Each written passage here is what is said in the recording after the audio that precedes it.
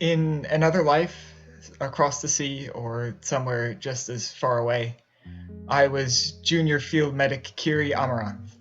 Now it's usually just Kiri. It's been 14 years, 3 months, and 28 days since I've been home. I'm almost 200 years old, and sometimes I still catch myself counting the hours. I miss home. But more than home, I miss her, the Queen. The last time I saw her was when she was captured in the final days of the war, right before my exile. I just can't help but feel restless in this place. I guess that's why I took up wandering. But it hasn't been all bad. There are wonderful people in this part of the world. There's beauty, both natural and magical, just waiting to be found. And this is where I met Dev. They're not quite like anyone I've encountered before, but they remind me of home. It's been nice to have someone to travel with again. But I still call out to her every night. She never answers. I don't know if she's still out there, still alive, but I have to have faith. For myself, for my people, and for my queen. Hi there. I'm Devereaux Thistlebrook. My family owns Featherdown Traders. It's a small farm and general merchant operation headquartered in the small hamlet of Featherton. It's just on the other side of the hills outside of Fabreach. The farm produces wonderful cheeses, and they grow, dry, and distribute many different blends of tea. My younger sister Desiree is taking over the family business for my mother. But me? I guess I'm a bit of an oddity in halfling culture. You see, most halflings are perfectly content to stay home and keep a predictable, dull routine. Ugh. Me, though? I don't care for business or homesteading or any of that predictable stuff. It's boring, mundane, sedentary. So I've decided to spend my life as an explorer, just like my dad before me. There's always so much out there to see. Plants, animals, and all manner of fantastic creatures. I just gotta get out and see it for myself. So, I use some of my skills to act as a cartographer and guide for hire for other adventurers and travelers. I also keep a journal of all my own experiences, and I catalog the strange and wonderful things that I've seen in my trips. Someday, I hope that I'll write a book of my own. And when it gets published, I can be famous. Well, I can be more famous than any other halfling I've ever heard of in the realms. You know? Why, hello there. I'm Salex of the Evertrees. I was raised by my parents in the massive forest just south of Valzara with my brother Kendall. We are only about a year apart in age, and we've always been really close, but we're pretty different. I'm a druid of the land, tasked with the care of a very old willow tree.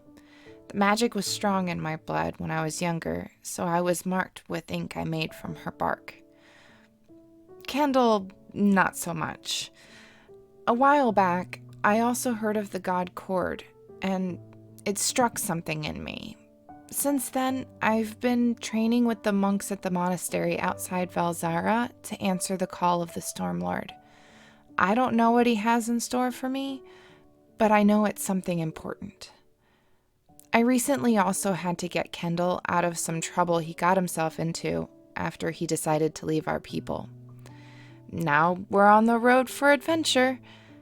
I don't want to live without him. We belong together like tea and honey. I don't know how far I can go from my tree, though.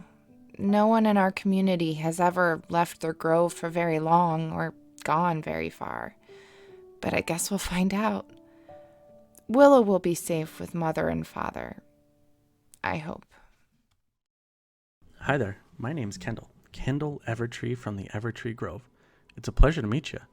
Where are you from? Wait, no, that's not what this is about. Let me start from the beginning.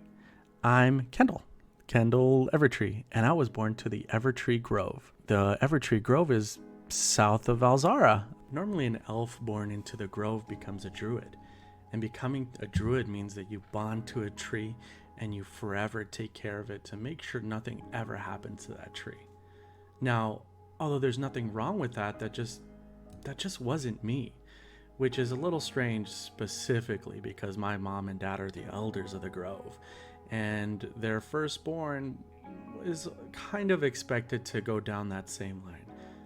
And to be honest, most everybody in the grove is a druid. Okay, everybody in the grove's a druid except for me. I'm actually quite proud of that. There isn't really anybody in the grove's history who didn't bond to a tree. Now, it kind of labeled me as an outcast, but that's okay with me. I don't plan on staying around too long, and I've actually left already, but I got myself into trouble. The trouble always seems to find me somehow. It's definitely not my fault. I don't care what Salex tells you. Oh yeah, and how could I tell you about myself without telling you about Salex? Salex is my younger sister and my best friend. She's basically the grove's prodigy. She's the best druid I've ever seen. And, well, she keeps me out of trouble. We do everything together, and, well, she's my voice of reason, and without her, I don't know what I'd do. But now we're going out into the world, and we're going to explore. We're going to see every corner of this world, and the realm, I know, has a lot to offer. So if you have any place that you know is amazing, just send me a message. I'd love to see it. Well, anyways, I'll see you around.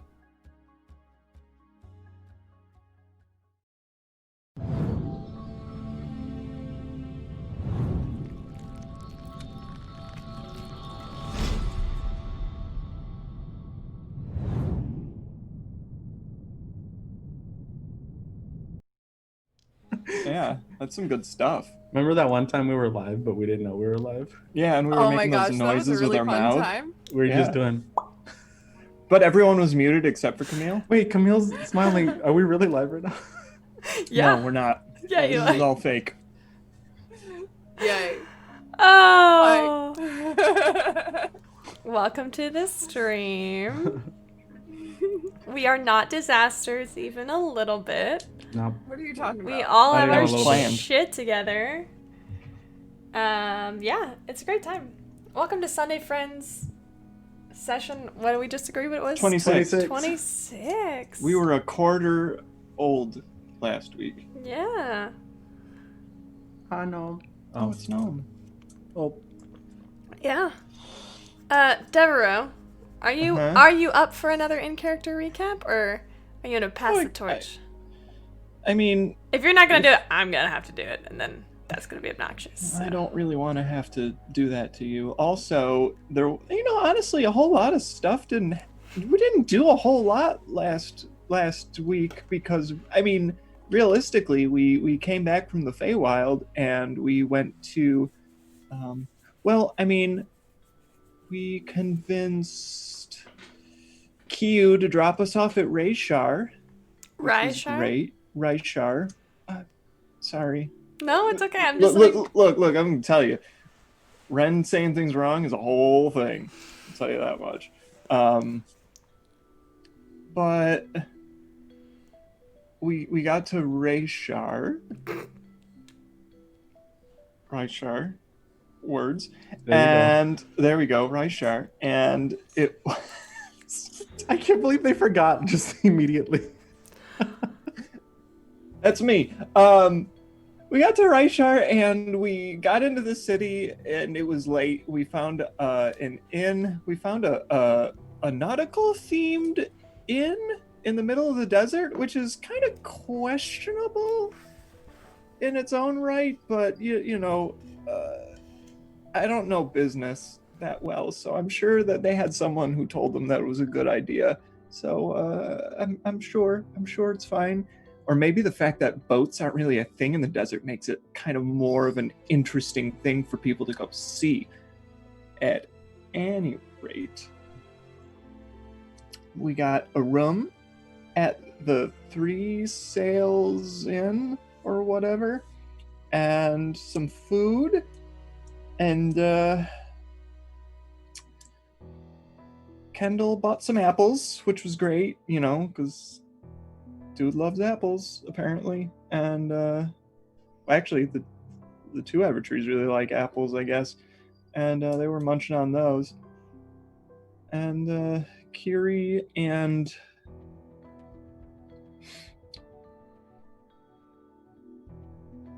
Oh my gosh. And? Brain fart. Salex? No. Kiri and Vesper? Vesper. There we go. Words. Wow. My head just like It's been a whole 7 days since we played. flew off. Kiri and Vesper went off to, I don't know, have a trance or something. I'm sure they had like I'm sure they had a heart-to-heart, which I was not privy to, and that's okay. I won't talk about it because I don't know anything about it. And we had a pretty relaxing evening, and then the next day we all got up. We have some errands to run. I'm pretty sure that Kendall is going to go talk to the Raven Queen eventually. But first, I'm pretty sure the two Evertrees are going off to the Temple Accord to see what's going on there. Salex is devoted to Cord. I'm sure she's got some prayers or some other things to do. And I stepped by the Temple to Avandra and things got weird. And we'll just go ahead and say I said a nice prayer and then I was asked to leave, so I did. And we'll see how that goes. But that's pretty much what happens. Did I miss anything? I don't know. Anybody? Did they miss anything? Well, Dev also talked to an interesting mystery fellow in the inn. Oh yeah, Salex, you're so smart. I completely forgot about Reginald. Oh, I wouldn't forget a character like that, especially because he asked us to do something. He really did. What did he ask you to do? For money. For money? Escort his daughter.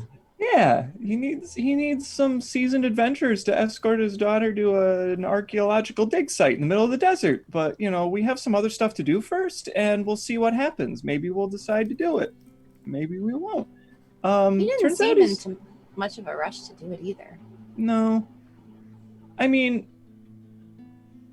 he was looking for the right group to take care of it. So, fact of the matter is, if we decide not to do it, we're obviously not the right group for the job. So, no love lost. Pretty much a win-win. Yeah.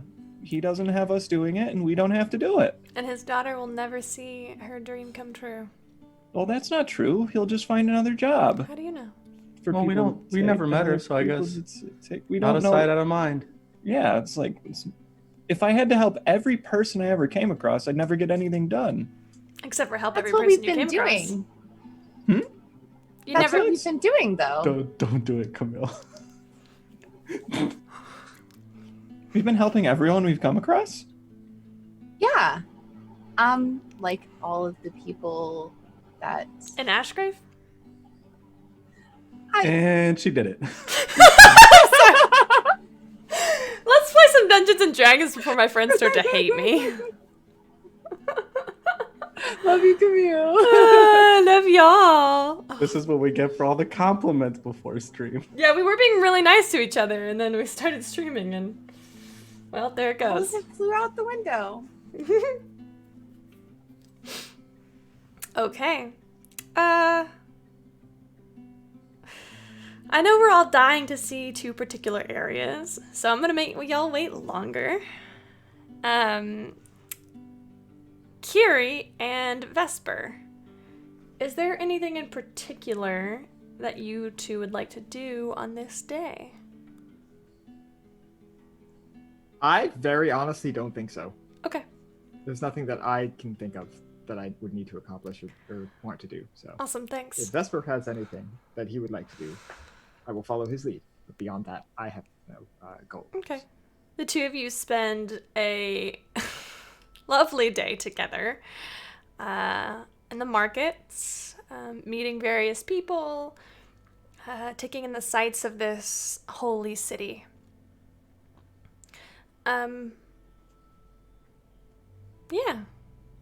Neither you nor Vesper carry any religious insignia, so nothing strange happens to you, and neither of you practice arcane magic, so once again, nothing strange happens to either of you. Devereaux. Yes. What's wrong, honey? What? Well, I mean, that lead up made me feel like something bad was about to happen. I would never. Would you, though? Probably not. What are you doing today?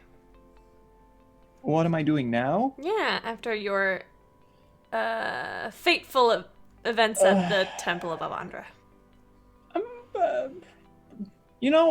I'm probably going to go to a park and take a moment to... You know, we were in a big rush when we left Azmarin. I don't think I ever actually attuned to any of the stuff that I bought at Igor's crazy cursed item emporium. I don't think you did. Would you like to? I feel like I want to. Why don't you go ahead and do that? I think I'm going to take some time, just find a secluded place to sit outside away from everything, because I just don't want to deal with anything right now. And I'll just stare at my stuff. Remind me what your stuff looks like. So I got a magical rapier that has a fancy pommel that looks like a striking serpent, essentially. And I have a short bow that I haggled for, successfully, I might add. That, it was great. I feel like I took notes for this. Yes. It is inlaid with silver and gold and has inscriptions written in it in Sylvan.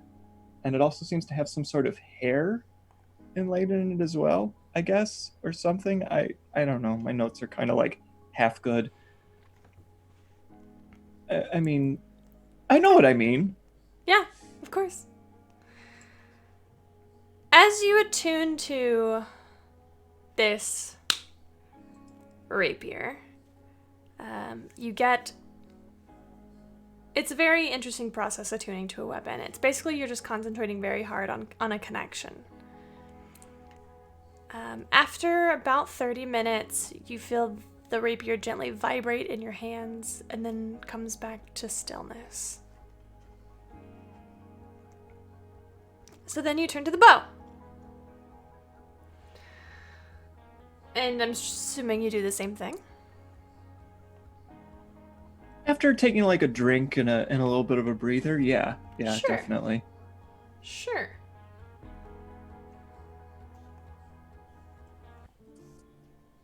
Devereaux. You begin to concentrate on this connection. And for a moment, you feel yourself separated from your body.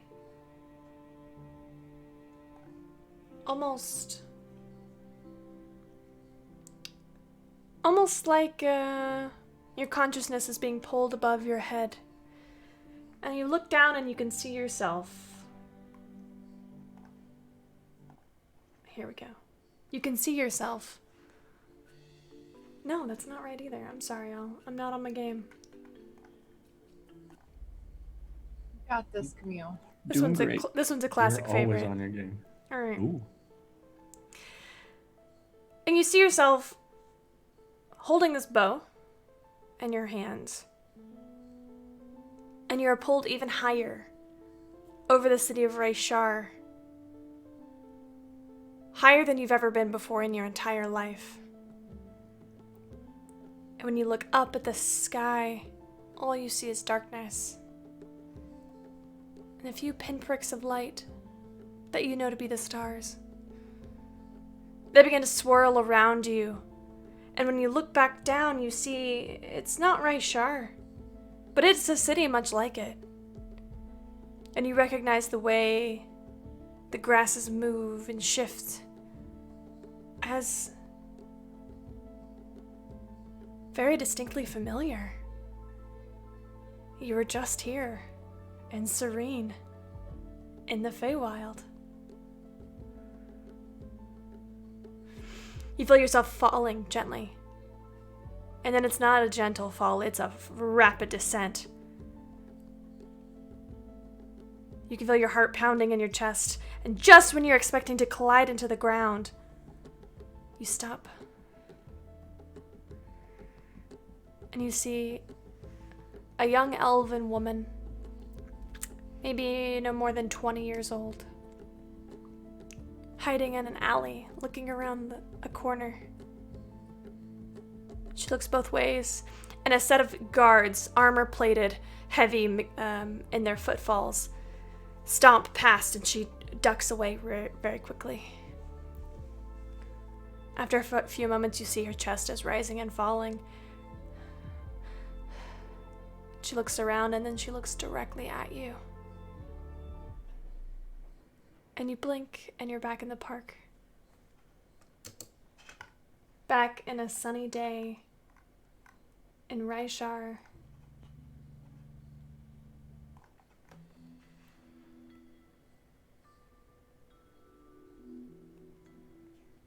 And you were attuned to this bow. What the heck?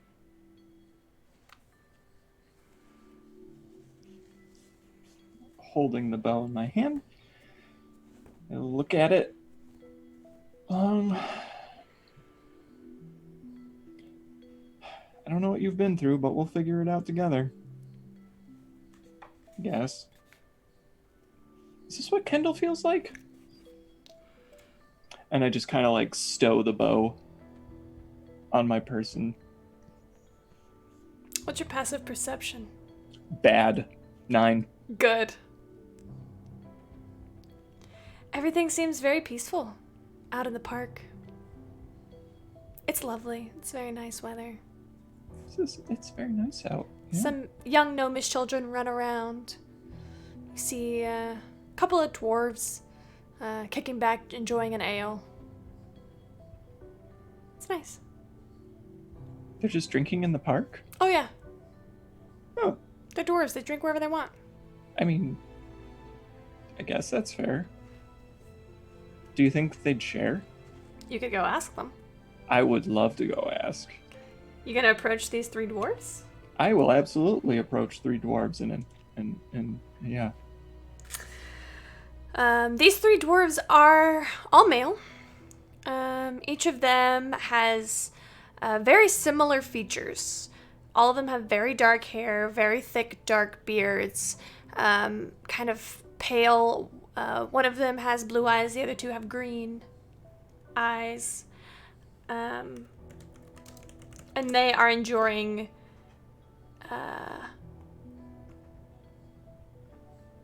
rather generous portions of ale, sitting back kind of on a park bench, like not sitting the way you normally should, but 3 of them are each seated on one side with their back to the table part, and they're just sipping.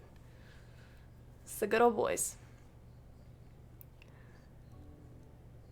Can we help you? Afternoon, gents.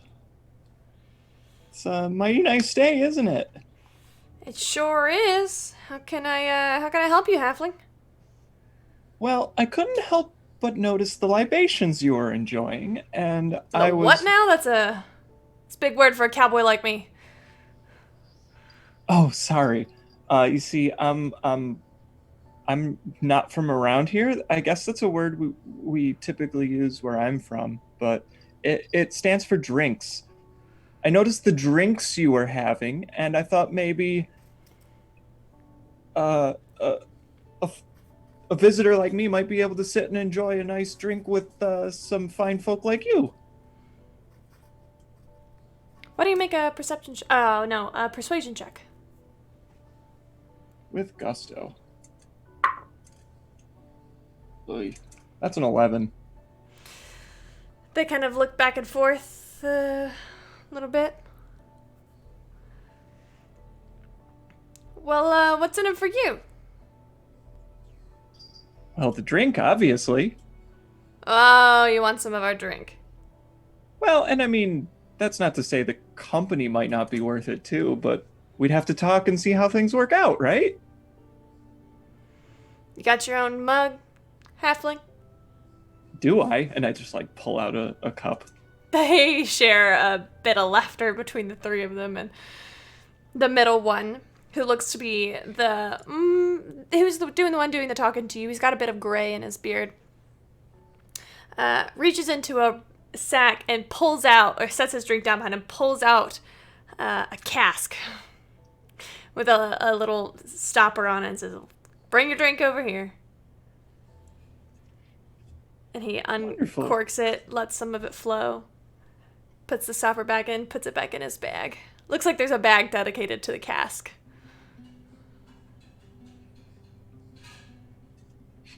What's it smell like? Strong. Ooh. Are all drinks as strong as this around here? That's gonna be a negative. And at the use of the 3-syllable word, he gets some elbows. Yeah, we brought that from home. Oh. I'll take a swig of it. Make a constitution check.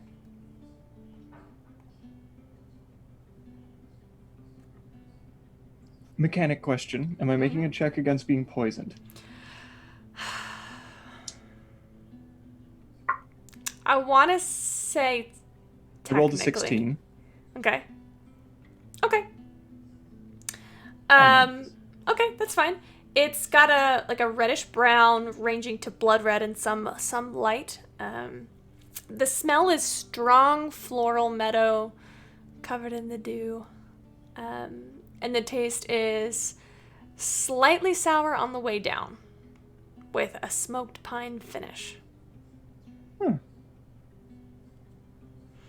That, my friends, is an impeccable combination of different flavors. I have to ask. Do ya? Do you like tea? They give each other a look. It depends. What kind? Well, you share some ale from home. I, a halfling from out of the area, would be happy to share some tea from beyond your borders. Wait till we're a bit more into our cups and we'll talk about the tea. Okay. Have a seat, halfling. I will do so. In fact, I'll probably see if I can pull some stories from these folks. Sure. As soon as you sit down, the one who's been doing all the talking says, "My name's Gillen. This is my brother Doolin. This is my other brother Deerin." There's gonna be a quiz on that later.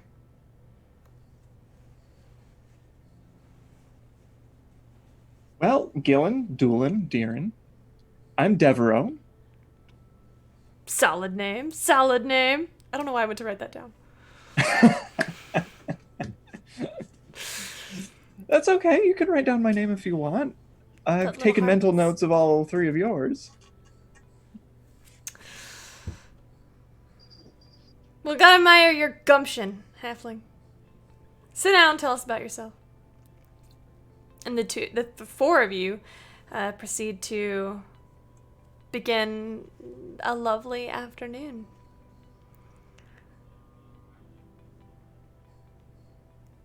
Kendall and Salex, would either of you like to volunteer who goes next?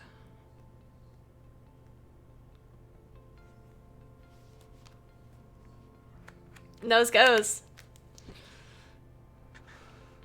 Yeah, sure, I'll go. I'll volunteer to go next. Okay. I'm sprinting from the Temple of Cord to the Temple of the Raven Queen. wherever that is. What are you thinking about on your way to the Raven Queen? In all honesty, nothing. Just getting there. There's not a lot of room to have too many thoughts, Just focus on the one thing. And right now, Salex is safe, Devereaux's doing their thing, and Kiri's with Vesper. So right now, I'm just focusing on getting to the Raven Queen, because honestly, I have been thinking about what I would talk to the Raven Queen about, and I'm afraid to even think about it. So I've been putting it off. And now it's too late. I'm on my way, and hopefully being unprepared isn't going to upset her. Okay. Give me a second. Athletics check. Continuing the one from last week. An 18 total. Okay. It's, strangely enough for you, a pretty fast run. Even though you are more acclimated to the woods and avoiding trees, there's something within your core that is urging you forward, pressing you, pulling you. And it feels inescapable. It takes maybe 10 minutes for you to reach what you imagine to be the Temple of the Raven Queen. This structure, though, seeing it up close and seeing it far away, are two different stories. From far away, it's a tall, dark building that looms ominously over everything around it. But here in front of it, you see that the structure is made of something almost unworldly dark. You've heard of obsidian. Maybe have seen small pendants of it. But this entire temple, all maybe what looks to be thousands feet tall of it, is made of it. It's quiet here. Unusually quiet. You see the building itself stands in front of what looks to be a massive courtyard in the back, which leads out into a grassy knoll, atop which a mausoleum. You can imagine this is their city of the dead, where those who have died go to rest. But it's hard to look away from the smooth, glassy exterior. No one mills about. No one chats aimlessly here. People who walk in front of this building do so with haste, and eyes cast downward.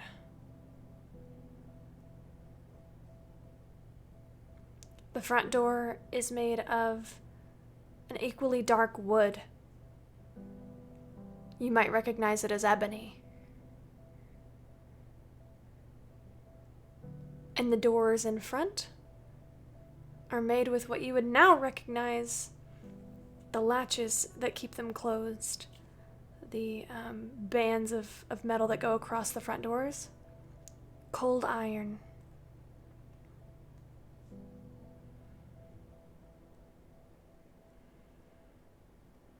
You are in the street, essentially, looking at this building. What do you do?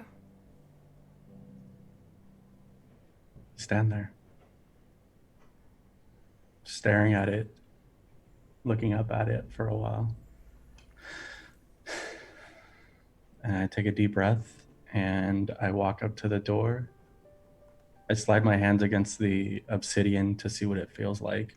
It's ice cold. Somehow I'm not surprised. If the latches are closed on the door, I'll undo them. They're not But- like, it's not latch closed, but it is pushed closed, so you could just pull it open. Okay. So I'll wrap my fingers around the latch. And it'll take me a couple of seconds, but then I'll use all my strength to open it, figuring that it's heavy. Make a strength check. 17. Yes. At first, it's one of those things where when you go to lift something that you're not sure how heavy it's going to be, you kind of gently pull at first, and there's just resistance. It does not give until you place your other hand on the doorknob too and really dig into it to pull it open. It's not very accessible.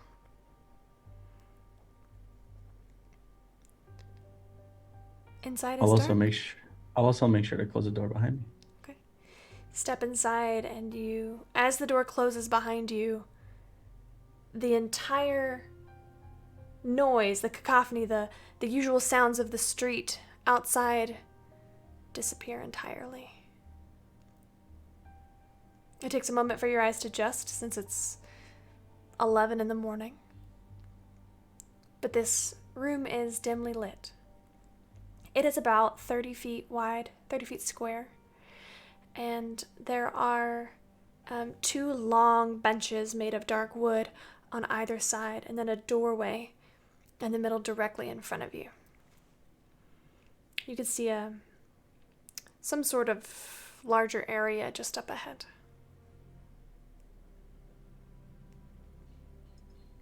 There's no one around? Not that you see currently. You hear some movement further ahead. We're walking that way. Okay. Although the silence is a little more comforting than I expected it to be.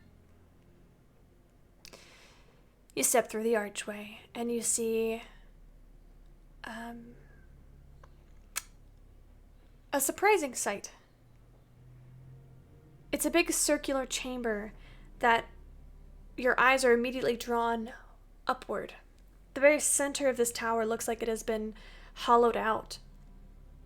And you can see through various windows into different floors and levels above you, people moving about quietly. You also see through some of these sort of archways, rows and rows and rows of scrolls, books, tomes, maps, information.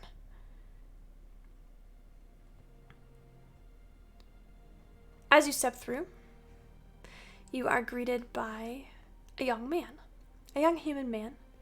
He stands maybe in his early 30s at most, sort of brownish hair, blue eyes, kind of a scruffy beard. Almost everybody you see in here has dark black robes. Some of them are plain, but some of them bear the sigil of the Raven Queen on them.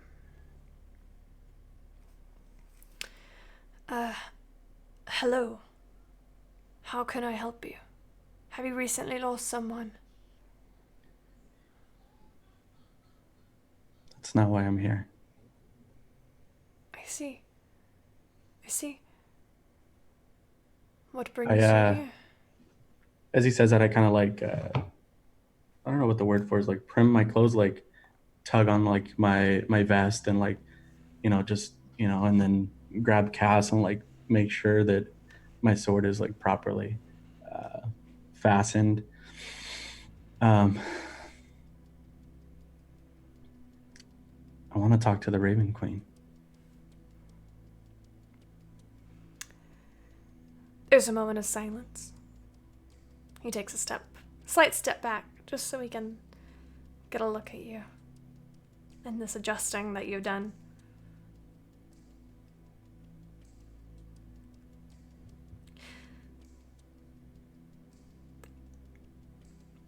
Come with me. He turns on his heel and takes you across the courtyard, across this forum, into a long hallway with a set of stairs. Up the stairs, down another long hallway, and you find yourself in front of a set of dark mahogany doors.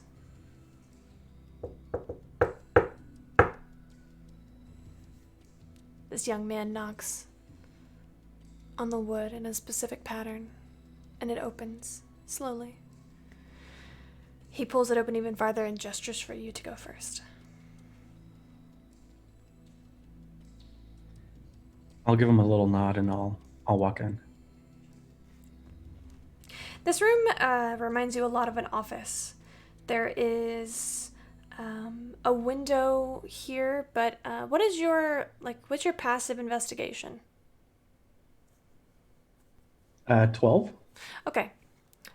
With your background as a wood elf, you might recognize that this is not a real window. There's a window along the back wall, a desk in the very middle, and 2 large bookcases on either side. Sitting here is another human man. At least he looks human as far as you can tell. Though he is much older, maybe in his 60s, wearing dark robes as well, no adornments or anything. Father Liam,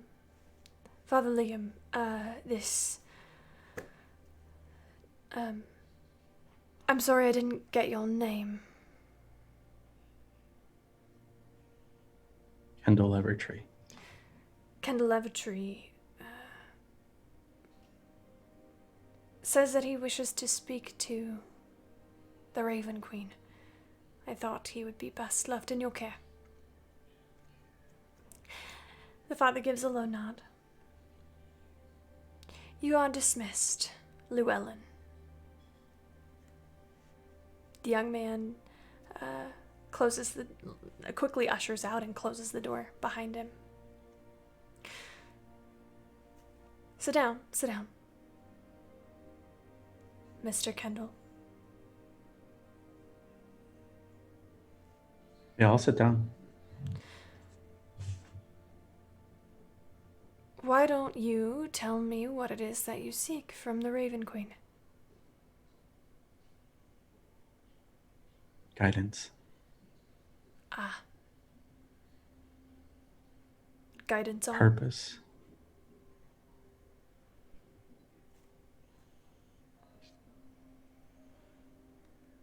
You think she can give you these things?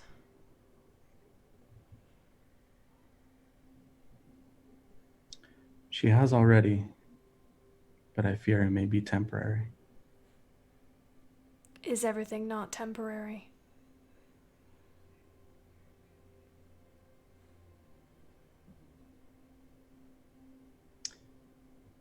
I guess you're not wrong.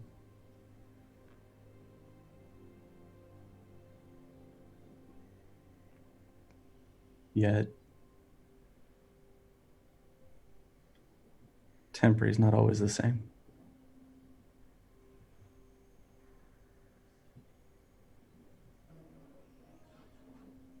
He simply looks across the desk at you, waiting for you to say something more.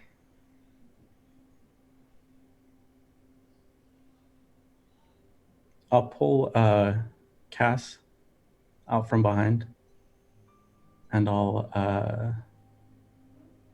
kind of just set her like this in front of me.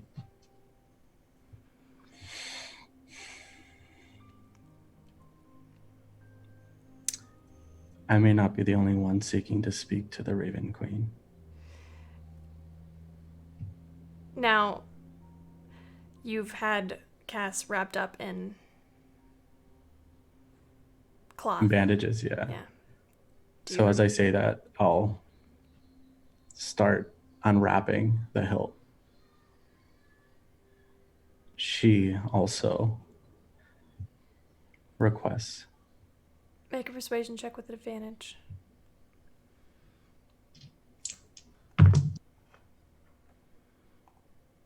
$21.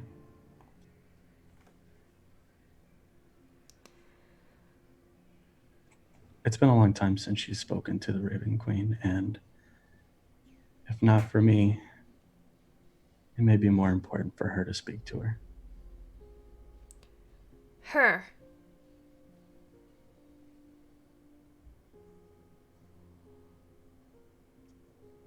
Yes. The voice you hear in that sword is feminine.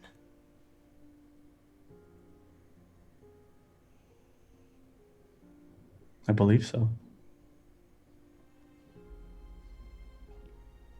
Do you know what you have? I do. The Raven Queen tasked me to find her.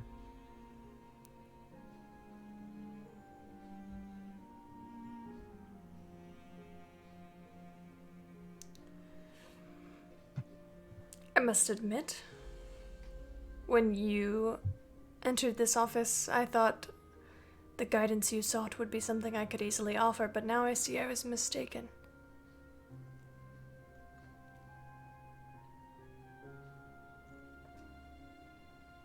There was only one way for you to speak to the Raven Queen.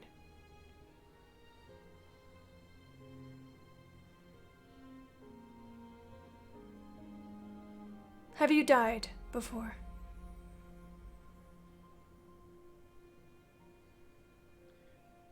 If there's only one way to speak to the Raven Queen, then yes, I have.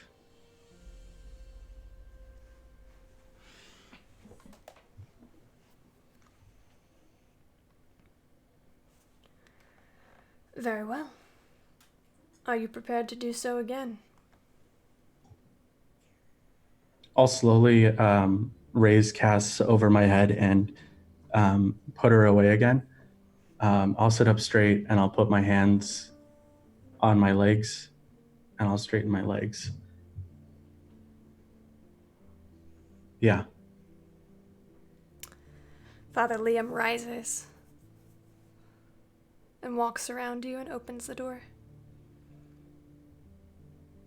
Then come with me. I don't say anything, but I do get up and I follow him. He takes you back down the stairs that you came. And this time, instead of taking you into the courtyard where you came from, he goes straight and goes down a set of stairs.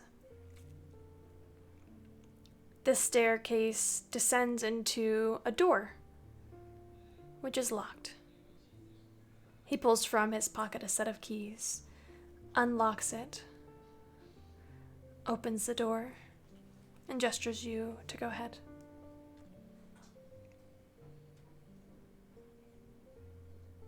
This is a question for the DM. Mm-hmm. How far is the Temple of the Raven Queen from everyone else? You're not really sure where Devereaux and Curie are, but from your are you asking if it's within a mile? Yes, it is within a mile.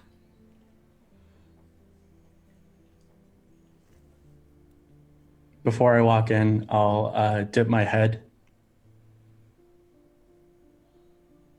and I'll touch my ring, but I'll put my hand back to my side and I'll lift my head up straight and I'll walk into the door and through the doorway. You hear the door close behind you, and Father Liam is in fact still with you. You hear the slow clink of several locks, though, as well, as he locks it from the inside.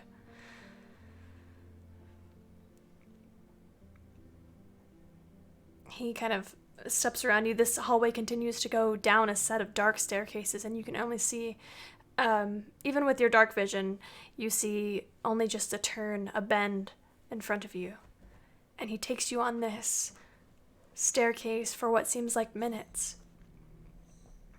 You must be 50, 100 feet underground by now.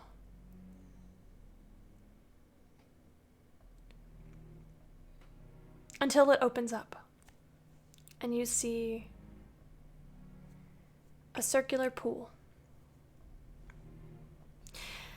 This is a cavernous room with kind of an arching ceiling.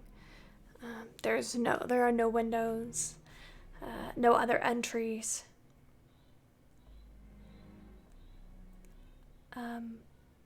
Just a pool. The pool contains a dark liquid, maybe ink or crimson.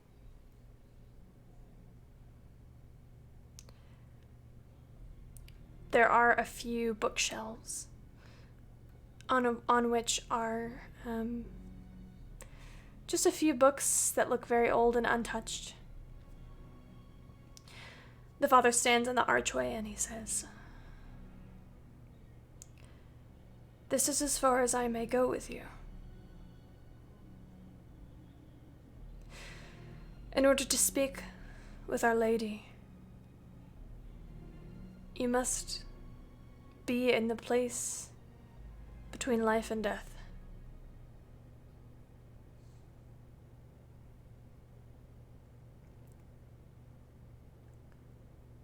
That is where she can speak to you the most clearly, without fear of intervention from our enemies.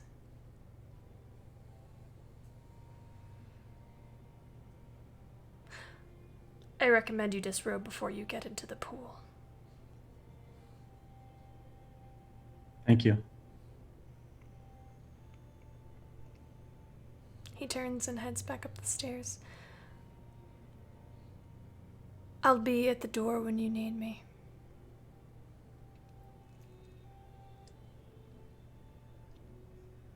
I'll wait until I hear his footsteps stop or until I hear him gone. And I'll start taking off my greaves and unbuttoning my vest and disrobing. And I'll think to Cass, "Are you ready?"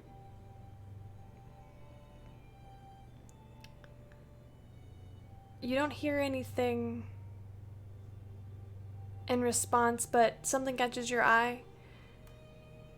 Cass is glowing through the wrappings you have her in.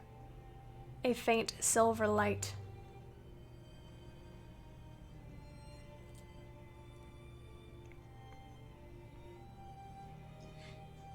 I'll take that as a yes.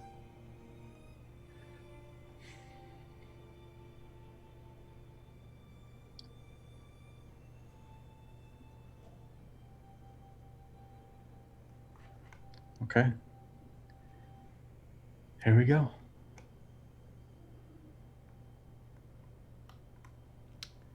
What do you do? You said there was a pool, yeah? There is a pool.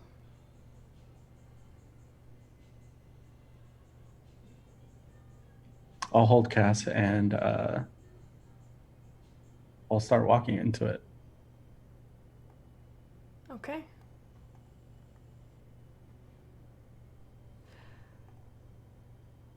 It is very cold.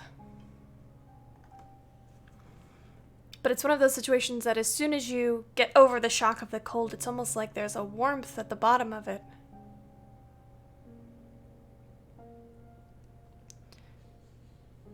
There are 3 steps, and then there is no bottom. Seemingly.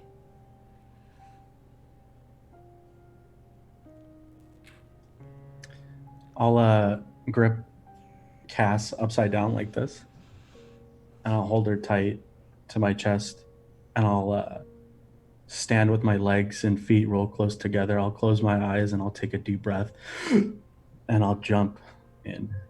Okay. Make a Constitution saving throw.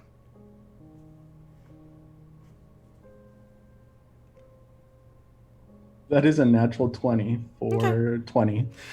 Even though the shock of ice takes over every muscle in your body, you do not let go of your breath of air. And you plunge downward. Where you are right now, it is hard to tell, aside from this slight pull downward, what is up and what is down. There are no surfaces for you to latch onto here. And you are very heavy.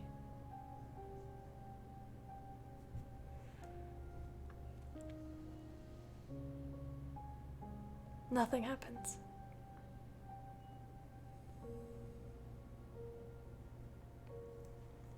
I open my mouth and I let out all the air. Okay. As soon as you do, your lungs begin to scream. Your body is without oxygen, dying to inhale.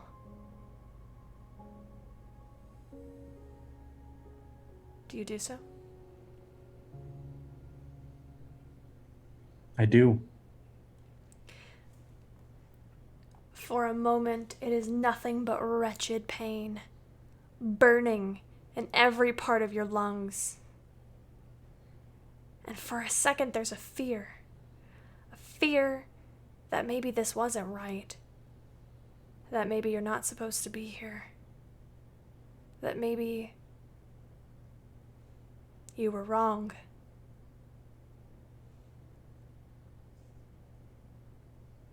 But then you realize that there's silence, and your chest no longer aches, no longer burns. You are there in the quiet, alone. The sword is gone from your hands.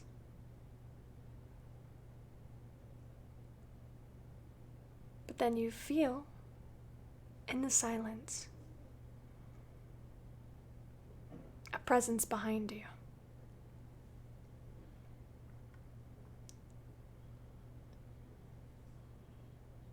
Do you look?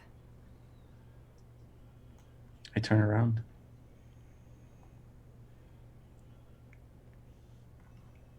She stands there, tall, dark-skinned, the bluest eyes you've ever seen in your life. A single scar that runs down her cheek. A dress made of silver. A pendant of the Raven Queen at her chest. Impossibly long ears, pierced all the way up to the top.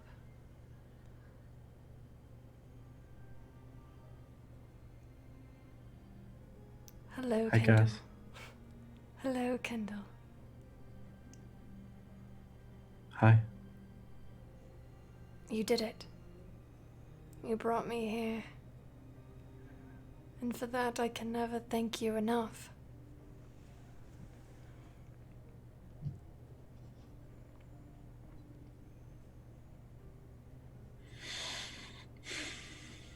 Am I still naked?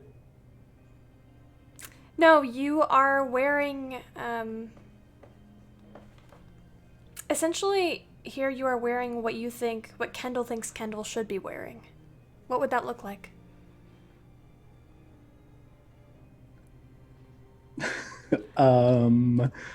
If Kendall could wear literally anything in the world, what would it be?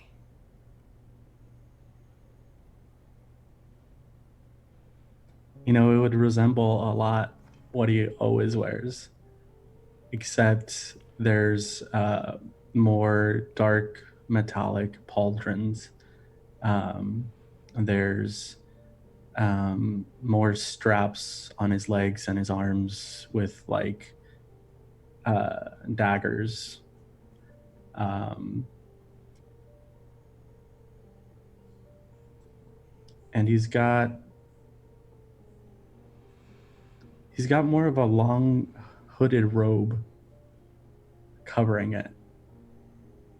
But not so like flowy that like it covers everything, but kind of like long strips of cloth that fall down that look like a robe. But if you were to walk around, it gives him a lot of mobility where his like legs can walk through and like not be constrained by like a robe that's kind of like a dress. Definitely. We'll have a hood It's actually up, with room for his ears, um, and that's it.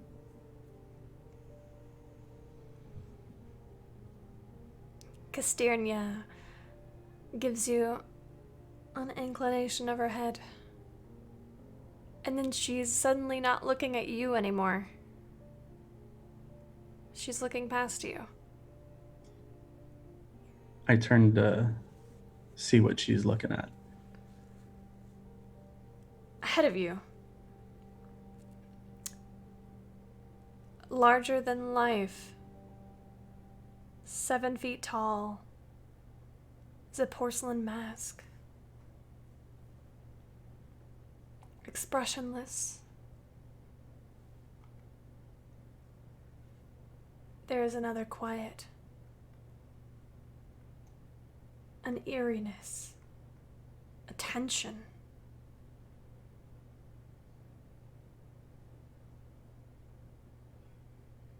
Speak, young Evertree.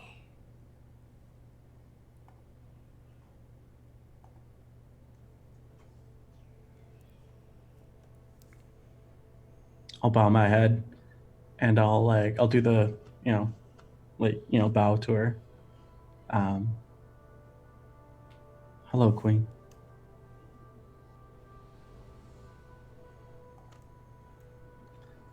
I know I'm not yet finished with my end of our bargain.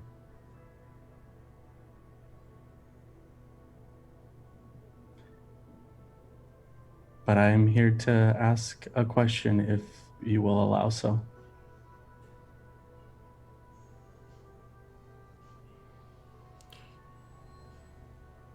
Ask your question.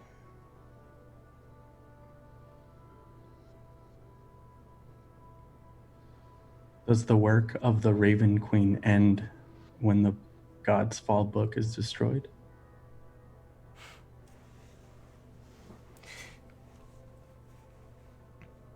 My work is never done.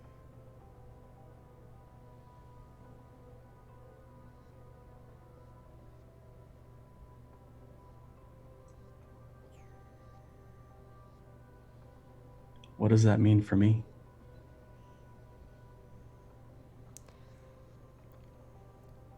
What would you like it to mean for you?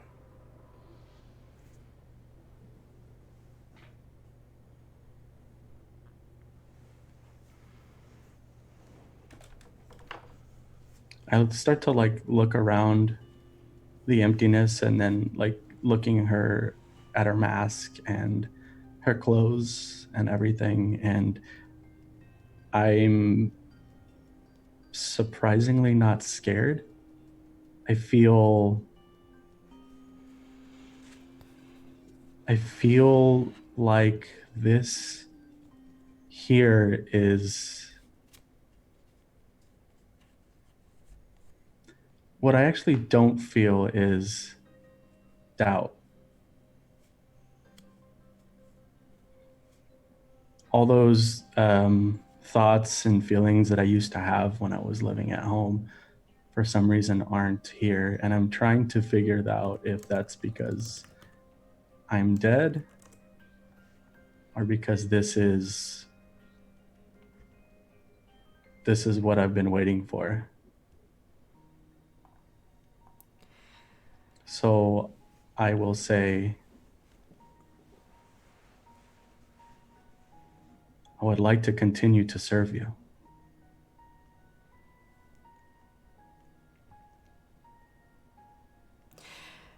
Up until this point, she has been nothing but a mask. No body, no expression, nothing.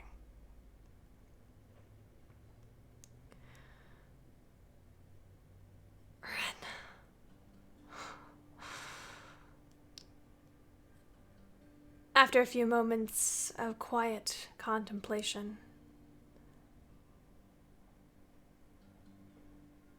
the mask begins to come closer and grow smaller.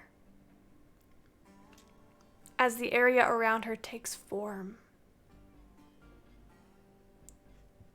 A flowing dress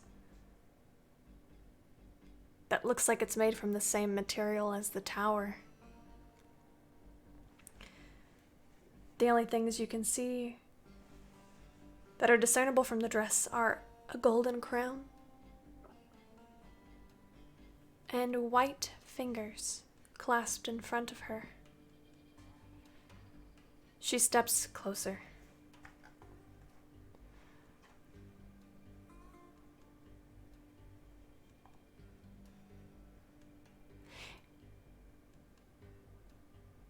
I did not know what to make of you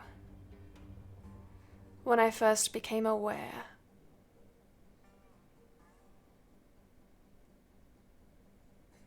Of your place in this world.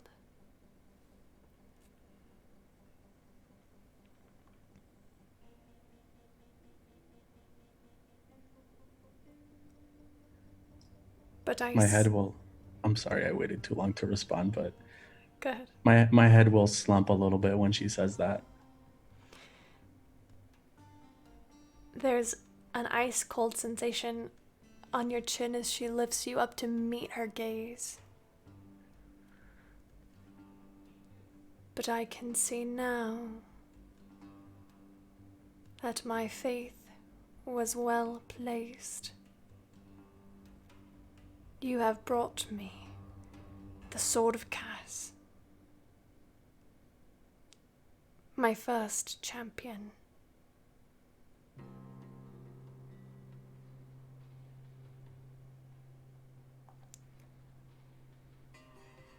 Can I trust you, Kendall Evertree?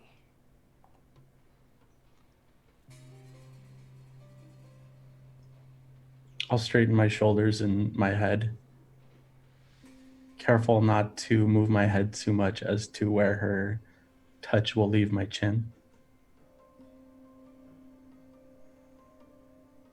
Of course.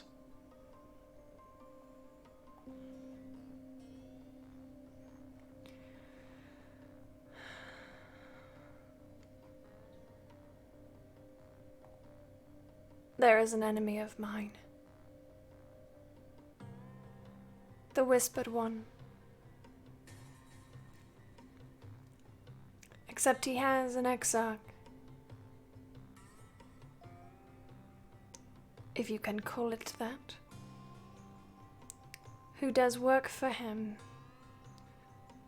Who wreaks havoc on the prime material plane.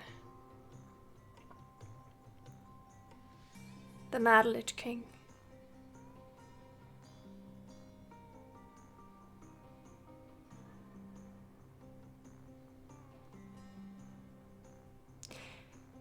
He wishes to destroy the gods.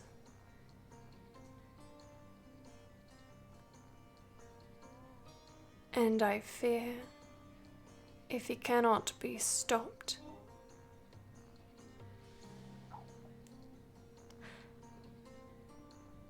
well, he has already slain several divine beings.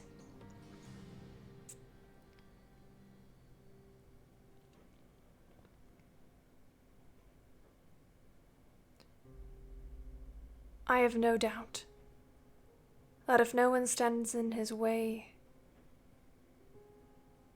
all of the divine powers will perish under his hand.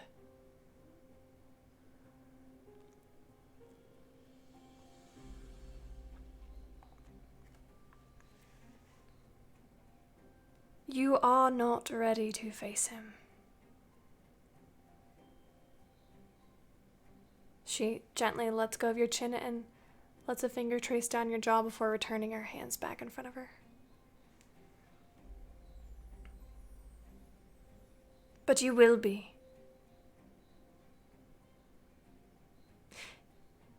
If you keep fighting. If you stay close to your friends. If you have faith. in your queen.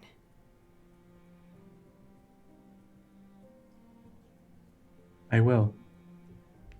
And I do.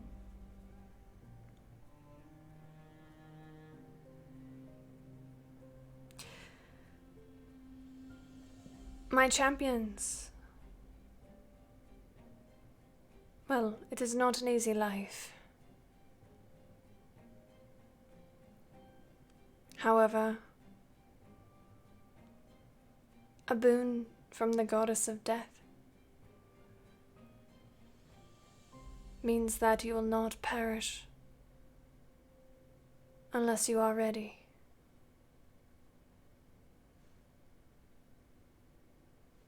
Do you understand me?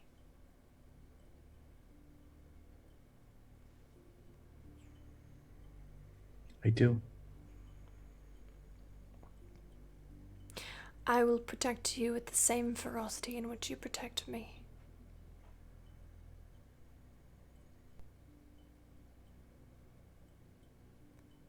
I feel the faith coming from your heart.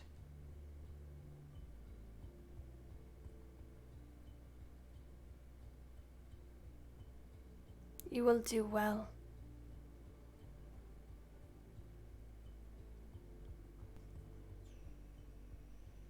What need of you for me?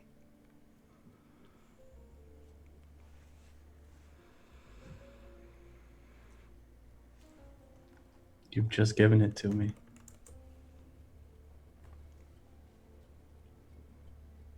Further purpose is what I was looking for.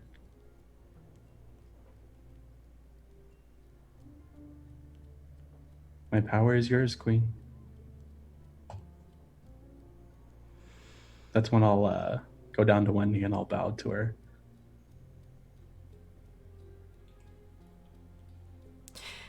From her back, she pulls a sword. A simple blade that resembles that which you carry.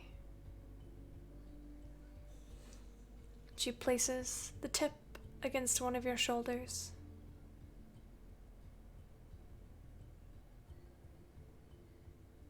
And you feel a rush of coldness drip from the very top of your head all the way down to your knees and feet.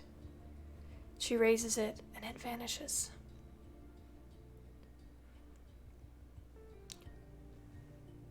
Rise, champion.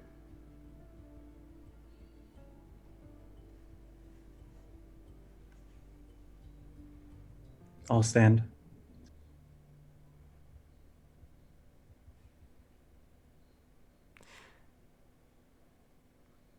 You hear a breath from behind you.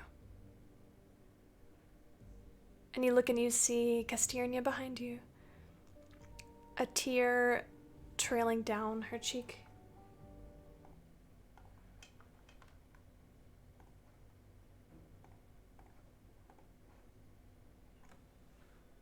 She gives you what you can only imagine is her attempt at a smile.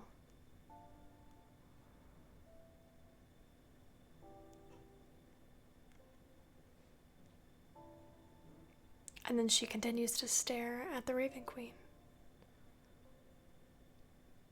Eyes wide, hopeful.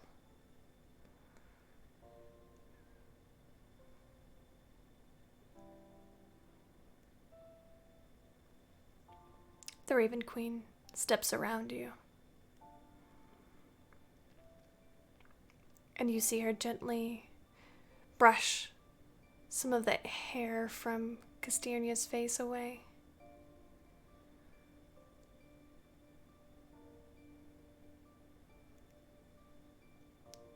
And then the Raven Queen clasps the back of her neck and pulls her in, and you see the two of them embrace.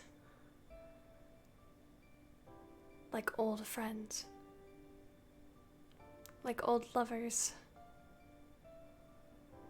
In a moment of tenderness, so raw that you feel as though you should look away, but you can't.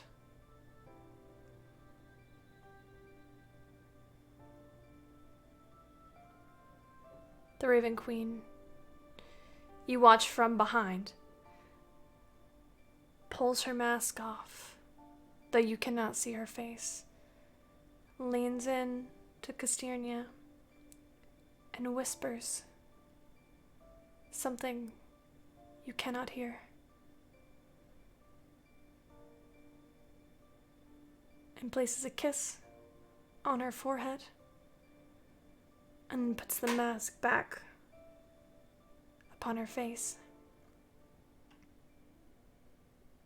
and steps away.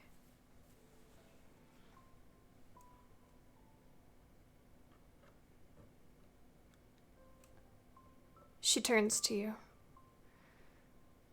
Do you know what it is you are meant to do for me?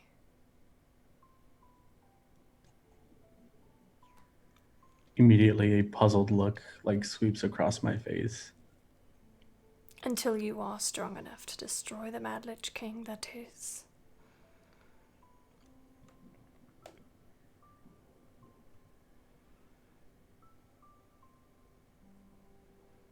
No. Honest.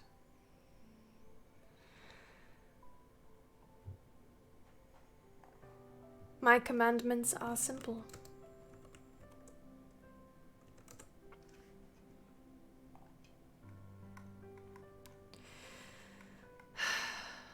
Destroy any undead in all of its forms. Hold no pity for those who suffer and die, for death is the natural ending of life. Bring down those who would try to cast off the chains of fate, those who would defeat death, who would cheat life.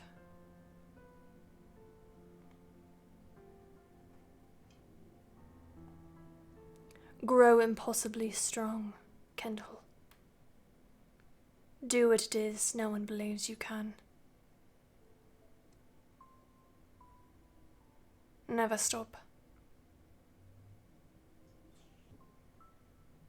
As you wish. Farewell.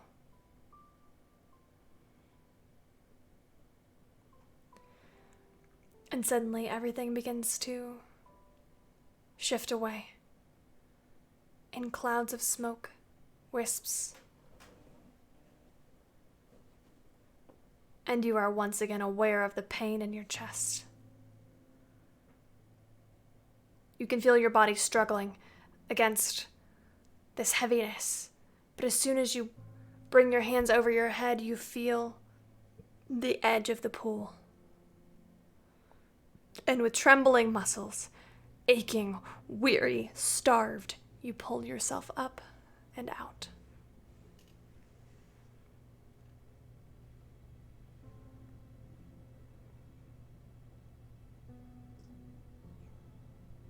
The sword lies on the edge of the pool. Not a single drop of blood on it.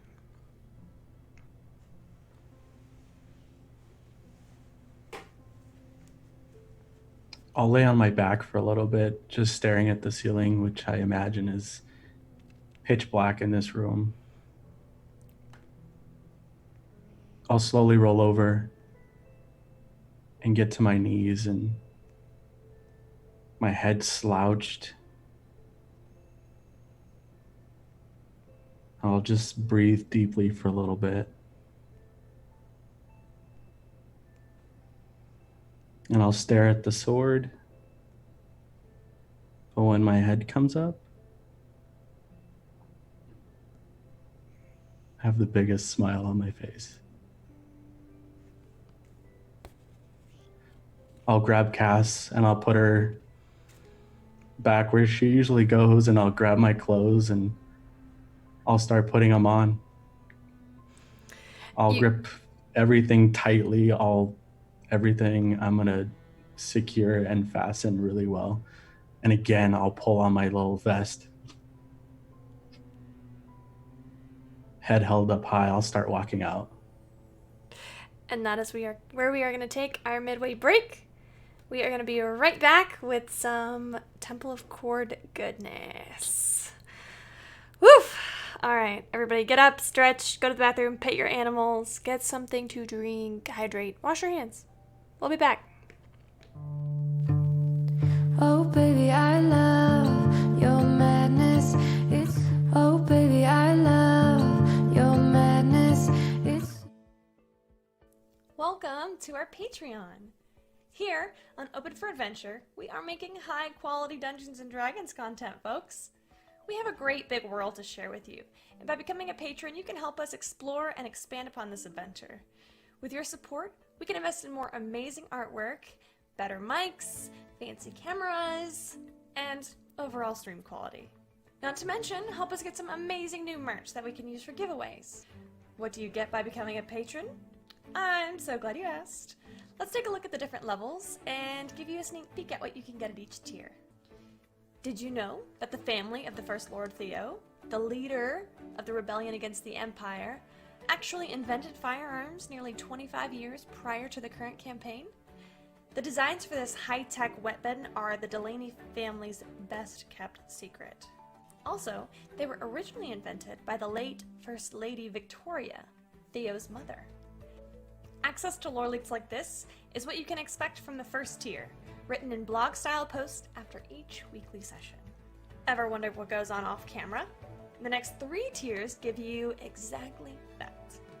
With Stolen Moments, you can get access to text-based roleplay moments, highlighting experiences that don't make it onto the stream, like Leona's training session with Ray and Asmar. Stolen Moments Plus gives you access to roleplay moments featuring our guests, non-player characters, and historical figures, featuring the likes of Marshall, Annalena, and even the Empress herself. And Roleplay Addiction takes us to a whole other level. This tier gives you exclusive 30-minute videos of canon interactions not otherwise seen on stream, like late-night drunken interactions between paladins or tender moments featuring your favorite character ships. The Warm Fuzzies is super simple. It's everything I've listed so far, and also you get your name on stream after our weekly regular sessions. Every session. And our undying love. And finally, the most epic of all Patreon tiers. Drum roll, please. The Loremaster. This ultimate and final tier gets you first look access at all of the content going into our upcoming, official, Open for Adventure campaign setting. Lore, maps, monsters, items, dungeons, dragons. Go ahead, have a look around, make yourself at home, and consider becoming a patron to help us make this fantasy world a little bit closer to reality.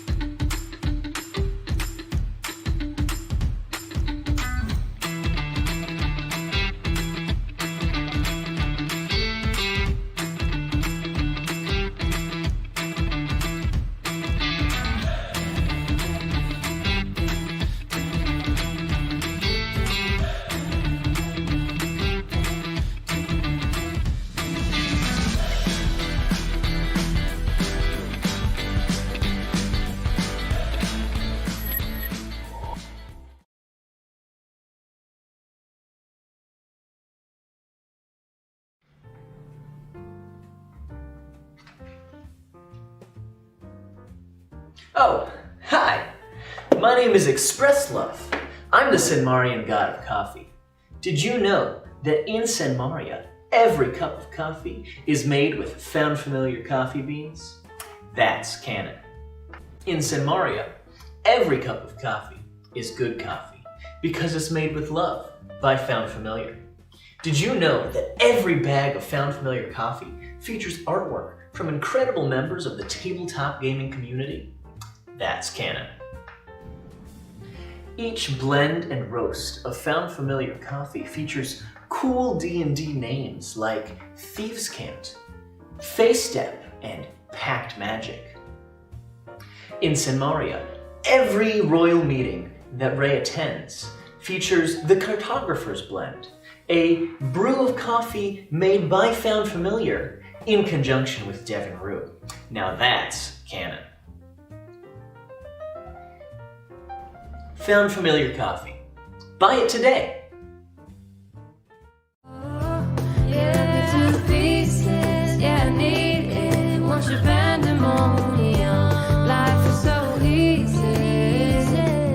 Whoa, you love me to pieces, yeah, I need it. Once you're pandemonium.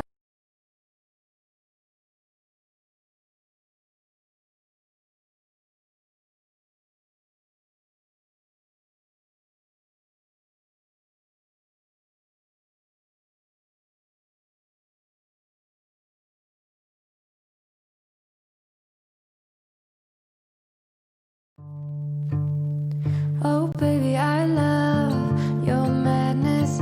It's so incredibly beautiful. Oh, you shine like gold, so selfless to all, and wild like an animal. Some would say I'm insane in the right in a way, but I just love to play in your fun and your games. Always hungry for more, that's just how I was born. Take me somewhere I don't know, and give me your freedom. Whoa, you love me to pieces, yeah, I need it. Once you're pandemonium, life is so easy. Whoa, you love me to pieces, yeah, I need it. Once you're pandemonium.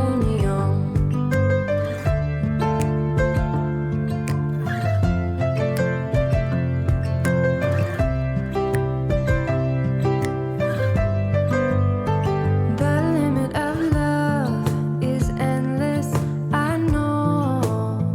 Just do what you want with me.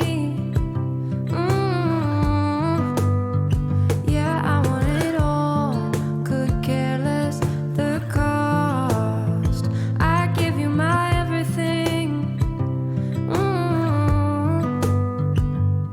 Some would say I'm insane in the right in a way, but I just love to play in your fun and your games. Always hungry for more, that's just how I was born. Take me somewhere I don't know, and give me your freedom. Whoa, you love me to pieces, yeah, I need it. Once you're pandemonium, life is so easy. Whoa, you love me to pieces, yeah, I need it. Once you're pandemonium.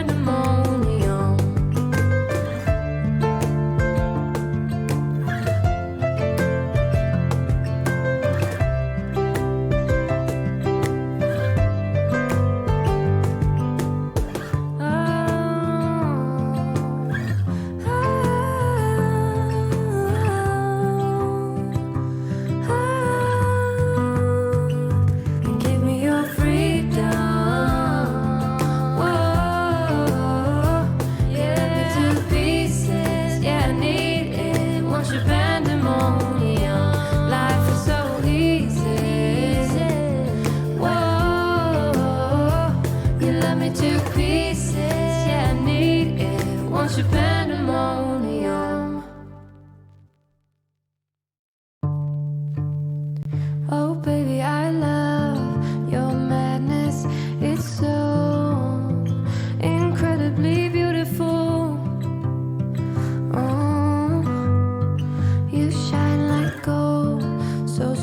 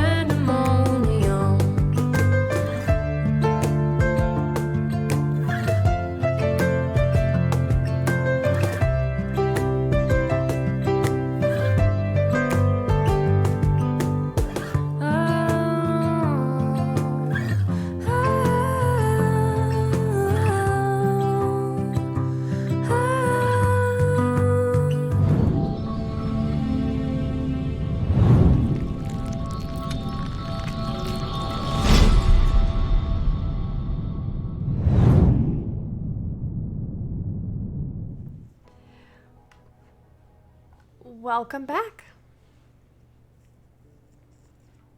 How we doing? Juan Carlos, how you feeling?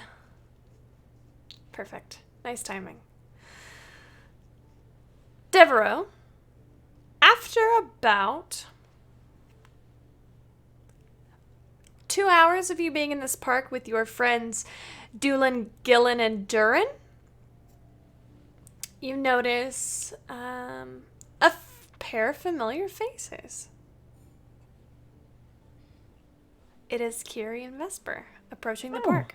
What do Kiri and Vesper look like? Are they walking awkwardly? Are they holding hands? Are they just walking like normal? I think we might be holding hands at this point, honestly. Oh, so cute.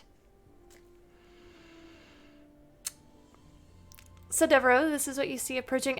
Kiri and Vesper, you see your friend Devereaux exchanging laughs and having tea with 3 dwarves. These dwarves are basically dwarf in your cup. Like, they're not belligerent, but they're clearly having a good time. On a scale from 1 to 10, how drunk does Dev look?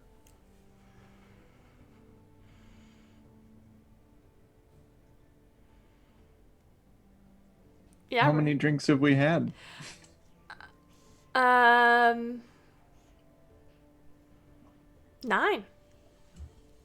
I'm just kidding. That's just what Mitch D said in chat.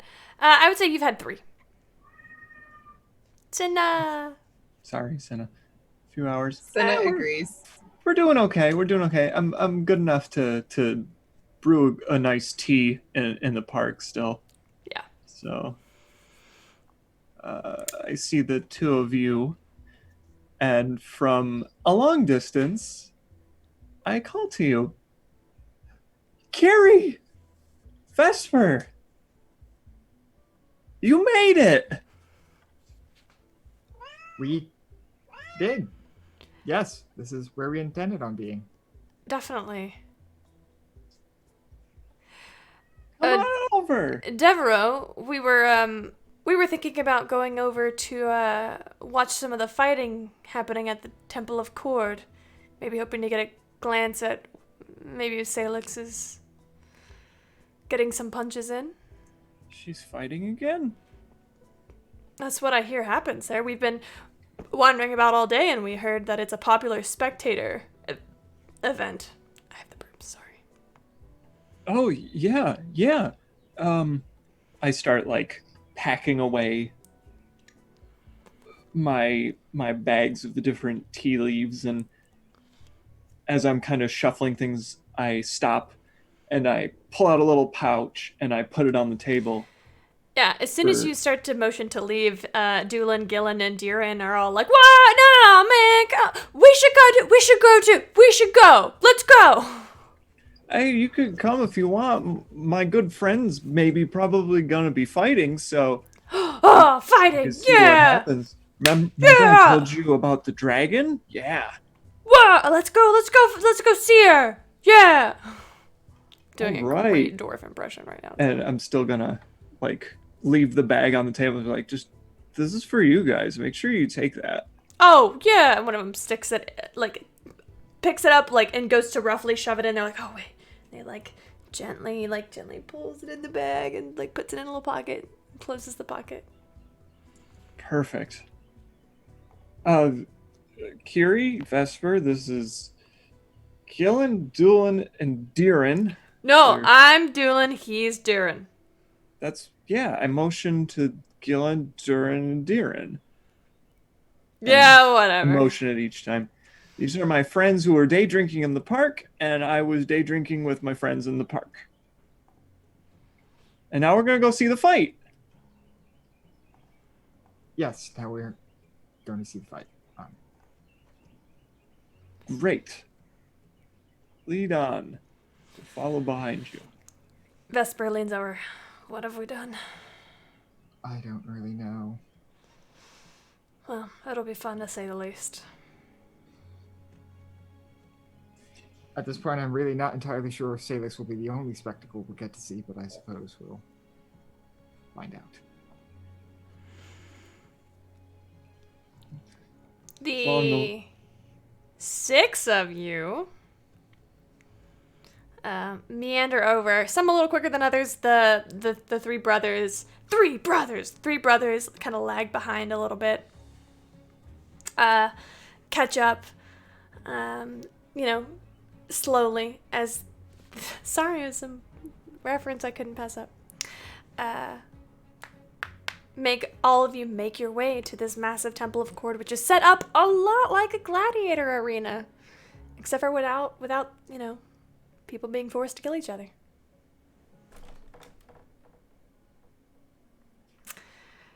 That's optional, I suppose. It is. Generally frowned upon, though. Generally. And we will get to what you see in just a minute.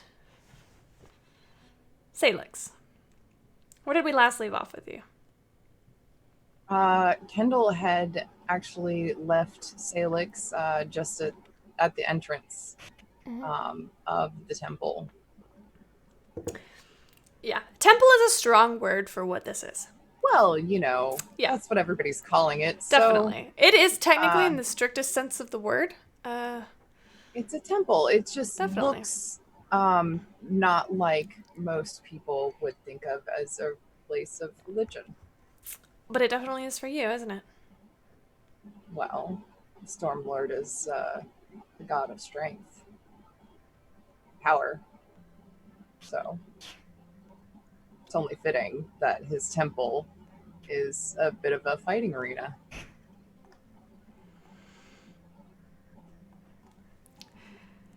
So you set eyes on this temple, this arena, this pit, this crucible. All about our people of various ages, genders, races, all engaged in various forms of combat. You see some people practicing pole arms, some people, a set of monks in a trio, all just using their fists. You see several blades come out. This is also not a place where injuries are not seen. You see several times combat fights have to stop because one person is too injured to continue, and there is a set of 3 medic tents where clerics and those who can heal line up and wait for those who need healing.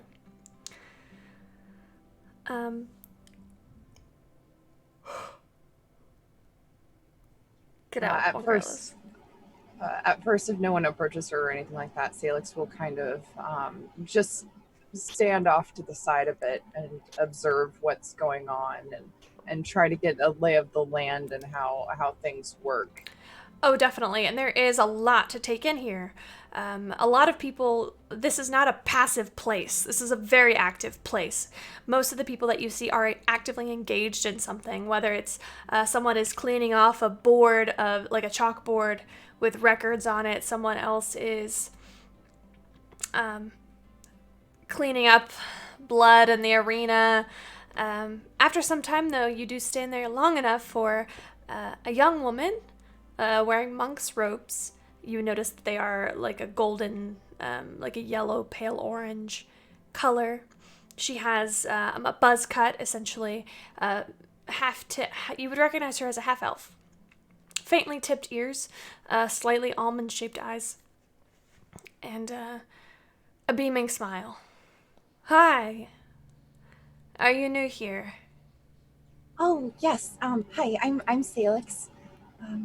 And I will kind of fuddle with my staff, which actually just looks like a gnarled tree branch. It doesn't, well, it's a spear. It doesn't even actually look like it should be functional as a spear, but it's definitely what she's using. She kind of funnels that to one hand and sticks out her hand to shake. Hi, Salex. I'm Malia. You said Malia? Malia. Yeah. It kind of blends in with the I should say my name is. Yeah, it gets a little confusing. Sorry. That's okay. I just wanted to make sure I called you by the correct name. That's sweet of you. You've got a strong grip there. Are you a fighter? Oh, yes. I'm a monk of Cord. No way. Yeah, that's why I'm here. Funny that. What is going on exactly? I mean, Oh my god. Well, first of all, welcome. I'm assuming you haven't been here before since you're asking these questions. That's a valid assumption. Well, right now it's open arena, which means anybody can come out and fight with anybody. Usually you come to an agreement of a win condition and you agree on what weapons to use, but if you want to enter in, all you have to do is step into the arena and somebody will approach you. Or you could approach someone that's standing by themselves. So it's pretty free form, and it's going to last for, she's not wearing a watch, I don't know why. Maybe the next hour or two. oh, In fact, that's pretty much all that's going on right now because all of our monks are out there. All of our temple leaders are out there right now. oh, that sounds great. I'm sure I could learn a lot from them. Just that way? Yeah. So the thing about the temple leaders is if you want to engage with one of them, you have to go in order. There's how many of them are there right now? There's 4 of them out there right now. Hold on, let me find my list. I don't want to get this messed up.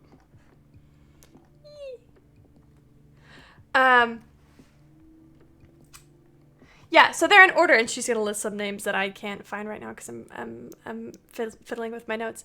All the way. It's okay. I can't write fast, anyways. That's okay. To Tidrender Zurich is the last one, and so basically,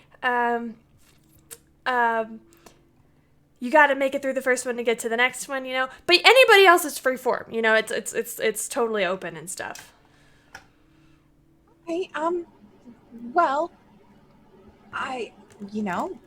well, okay. I'll just thank you.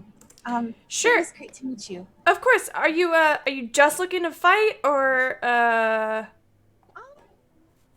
Well, I would like to learn a few things, and I know that generally you should introduce yourself if you'd like to ask questions of someone. So maybe a nice friendly fight's a good way to get that started. Oh, definitely. Yeah, totally. If you want, I could fight you. Oh, I'd love to. Yeah? Do you want to just do fists or you got a spear? I could go get a staff. Whichever. That's fine. Maybe just fists to start out with. Okay. Just if I'm gonna continue fighting people, I should probably start with just my fists so I don't end up hurting myself too much before. We do have medics and so it's totally you can go get healed up after each fight. It's totally no big deal. Well, actually I haven't practiced with the spear very much. So yeah, maybe spear's good. Okay. You can use whatever. All right. Well, let's go step into the ring. Oh, I guess I should get some. It's so hard because this is such lighthearted combat, and all my combat is very serious. Just a friendly fight between new acquaintances. You know, like you do. I mean, I know when I go to a new place, the first thing I want to do is fight the first person I meet. It's a great way to make friends. See, this is just too serious.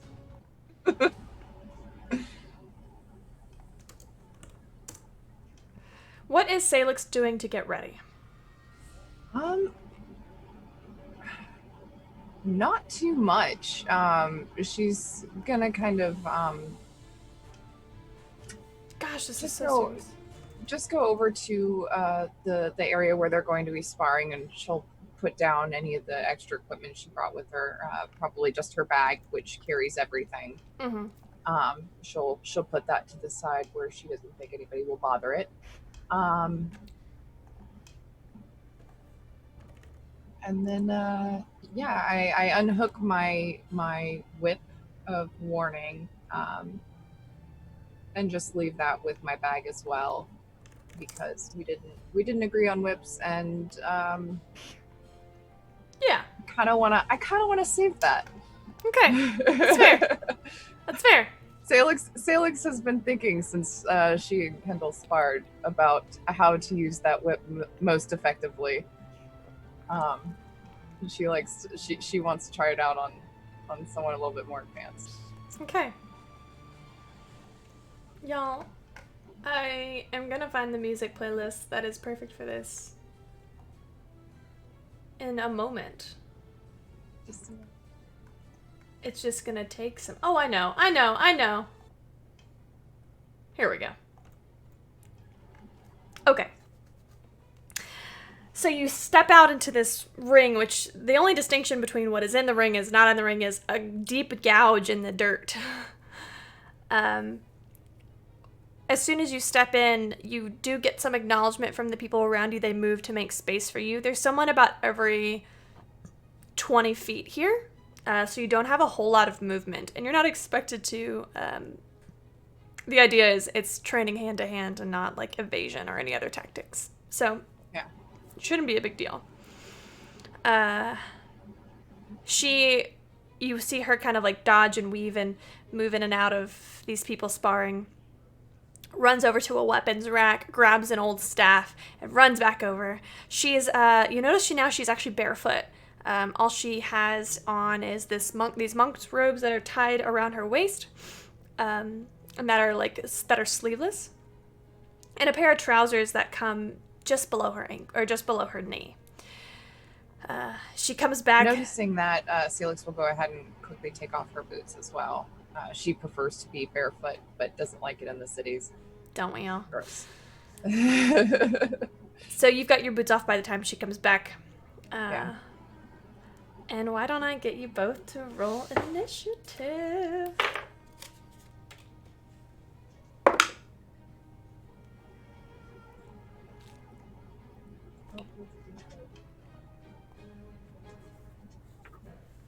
Yes. She rolled really badly, so 21. yeah. The two of you count down from 3 together. And on the 1, you get to strike first. What does it look like? All right. Salex is not necessarily going to be going for blood immediately. Sure. So she's going to start out with the butt of her spear, just to kind of try to start testing her defenses, going for a simple swipe up to her torso. Yep. Oh, that's not great. 15 to hit. That meets her armor class. Okay. And then that is 9, we'll say bludgeoning damage. So Oofa. I'm using the other side. So the intensity of this attack seems to catch her off guard. It seems that you are a lot stronger than she initially anticipated. And you hear, as you're... Where were you aiming for? Do you remember? Just her torso. So Yeah. I'd probably catch her up along the arm or the shoulder. You actually come in and you hear one of her ribs crack. And she kind of like leans down and gives you a wicked grin. And she is obviously quite pleased. Go ahead and make your next attack. Next attack, I'm... oh, wait, do you get 2 attacks yet? You make no. one with your staff. No, so I don't. Not yet. You can make a flurry of an unarmed strike with your bonus action, can't you? Yes. So I'm gonna save my key. I'm going to just take another an unarmed strike. I'm gonna, as I swing it over, it makes contact, and I don't necessarily want to hurt her too much. Sure. So I swing it back, plant it on the ground, and use the momentum to throw out my left foot to kick. Perfect. Coming on the other side, essentially other ribs, and that is a 30-20 to hit. Yes. Oh, that's not the right one. It's that one. And that is...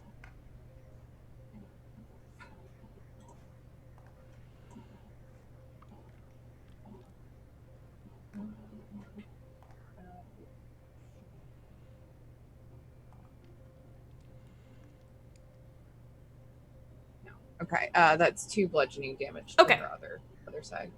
Sorry, I was just double checking if I did the modifier. Your modifier. Yep. Yeah. Words are hard. They are. You catch her right in the shoulder, and she is sent spiraling backwards a little bit. Like I said, she looks absolutely thrilled that you have taken her off guard. Okay. So you're not just some urchin off the street. Here we go. What you got? She is going to make her 2 unarmed strikes on you. And that is going to be a 19 and a 20. Oh, 19 is my arm class. All right. So her first... Oh, actually, no. Because of my my Kinsey, I have a +2 to my AC. When you're wielding when I'm wielding my weapon. And so neither now of those my hit. AC is 21. So neither of those hit. Yeah. So as she oh wait, no, she's got her staff anyway. It's fine. So as she takes her staff and like goes to hit you with it, you immediately parry Block the it with attack. mine. Yeah. And the same, she's like, damn, okay, alright. It's your turn. Realizing that she might not quite be as experienced as I am, I start going for a little bit easier shots. Things that I think probably won't damage her too much, but kind of test her defenses to see if I can teach her something. Oh, sure. So I'm going to once again I'm going to continue using my spear as a staff. Here we go.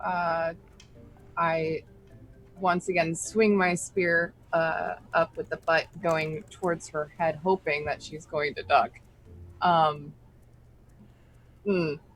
With another dirty 20.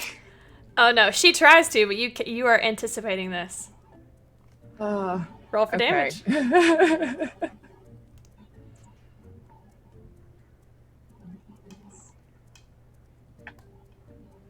gosh. 12 bludgeoning damage. Oh my god. Oh no. Okay, you clock her right in the head, and she's stunned. Not actually stunned, but shocked for a moment. You see her eyes cross a little bit, and she's like, she is not, you don't get the sense she's fooling herself, but she is eager to see this to the end, even if it means she's going to lose. You see, there's a moment, actually, where you watch as there's almost like a glazing over of her eyes, as if she's... You've seen this. In fact, this reminds you for a moment of the fairy drum, its effects on people. Although she does not seem to be under any substances. But there is a look of concentration on her face that you weren't expecting. All right. My next attack is once again gonna be with my feet. I'm gonna kick out again to see if maybe this time she sees the pattern and she can defend against it a little bit better, because I do want to have a good fight. Yeah. That is good. That is a 13. That's gonna miss. Okay. So I come in and try to hit her again in the same spot with my foot. Yeah, and she actually grabs your foot and twists you back and lets you go. It's her turn. Oh, honey. That's a natural 1. Oh, and a 19. Okay. They don't hit. No. She doesn't seem to be getting discouraged at all. In fact, each miss seems to make her even more excited. Each time you've hit her seems to does nothing to curb her enthusiasm. Great. And yeah, she's going to not take any bonus action.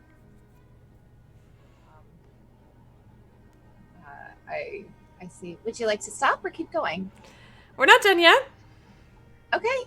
I will again repeat my attack again to see if maybe she can figure out a way to fight it. Sure. Salex is now in teaching mode, seeing that this girl's not quite as strong as she is in at least this. Oh God. Roll a disadvantage. Okay, thanks. Because I just rolled a natural 18. There we go, natural 1. Okay. As you go in for this strike, she actually hooks her staff underneath yours, and she's going to try and fling it out of your hands. Make a contested athletics check for me.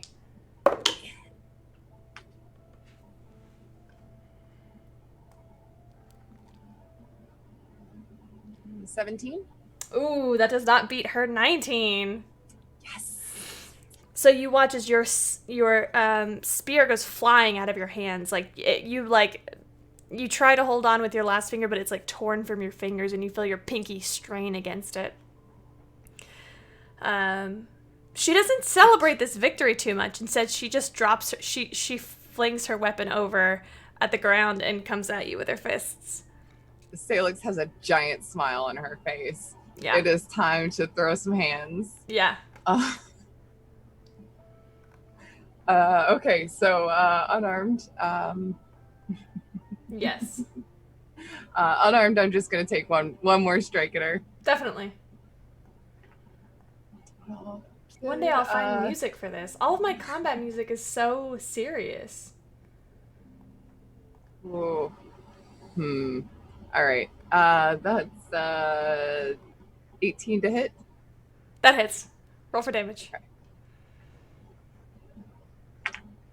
Okay. 2 bludgeoning damage. Okay. That's my turn. How does this connect for you? So now going hands, because she continued on her left side. Now that she's figured out how to combat my staff and my kick, I'm going to go for a left hook, and just try to get that same spot in her rib cage that I hit her before with my kick. Yeah. Okay. You can go ahead and roll. I did. Oh, did you? I'm sorry. Damage. Oh, I already counted that. Okay. Yeah, that was it. That was my second attack. That was your second attack because you rolled a natural 1. All right, it is now you, her girl. turn. Sorry, I'm so frustrated with my music selection right now, which never happens. Oh, it's okay. It's okay. Oh, she did not roll very well. That's gonna be a 19 and a 7. 7. Yeah. Well, the 19 hits. Yeah. 7 doesn't. Okay. This strike actually hits, and you're gonna take 6 points of bludgeoning damage. Oh yeah. Yeah. How does that hit?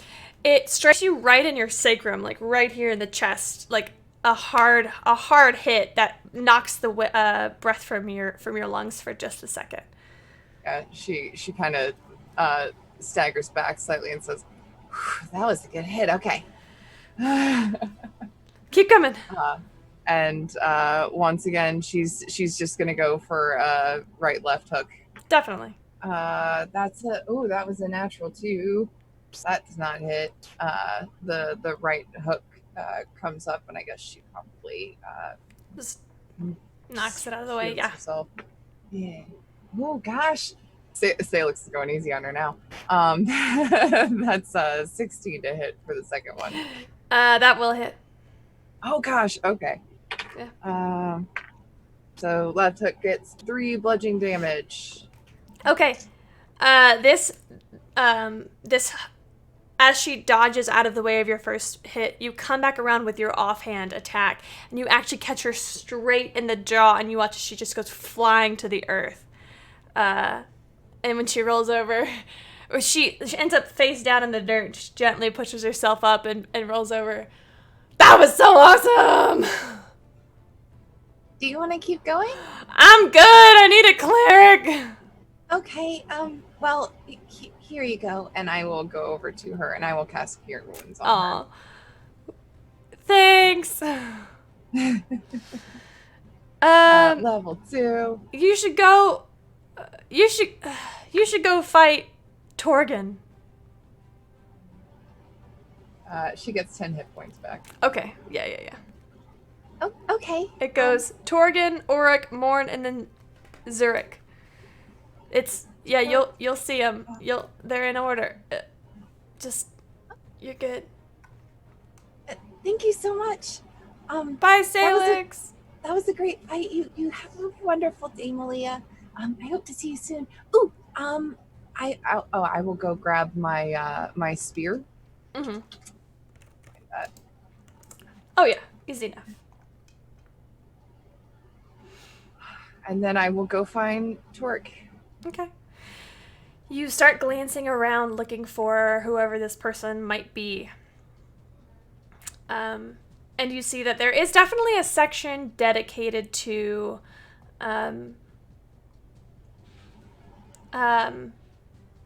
what looks to be people who are more serious instead of just like lower level. And you see several people on the outskirts are watching what's going on. So people who are not currently in the ring are standing and seated out. Nobody's like making bets. It's not like a gambling type of situation. Not that gambling's legal in this city. But you hear someone shout, "Go Torg!" Or "Don't go Torgan, go!" And you see in front of you is a red tiefling with kind of dark orange robes, a long barbed tail, wielding a quarterstaff. And as you approach, you watch as the person he's fighting, it's a human male, maybe in his late 40s, looks like a strong, beefy warrior type. Chicken nuggets! Strong, beefy warrior type. Enters the room, or no, wait, no, that's my fiance.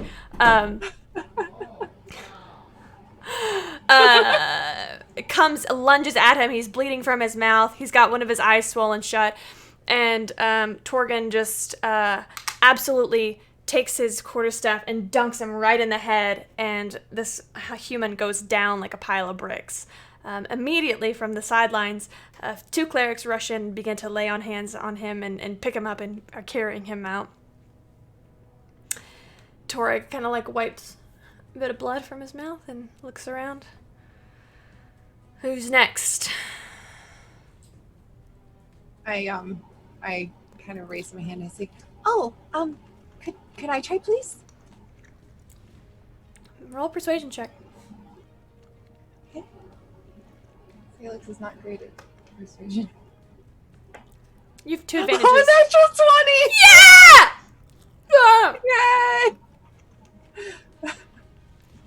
Little does Salex know. In the background, from on the other side of the arena, is a little half-elven monk going like this in Torgan's direction. He goes, "All right, are you ready?" Yes, I turn to someone standing nearby and I say, excuse me, hold my flower crown. I'm about to throw some hands. Okay. Thank you. It's like a man in his 60s, like takes it with but 2 fingers and like trying not to squish it and like holds it to his chest. Roll for initiative. Yes. This time I'm going to keep my whip on me. Okay. I have my whip rolled up in one hand and spear in the other.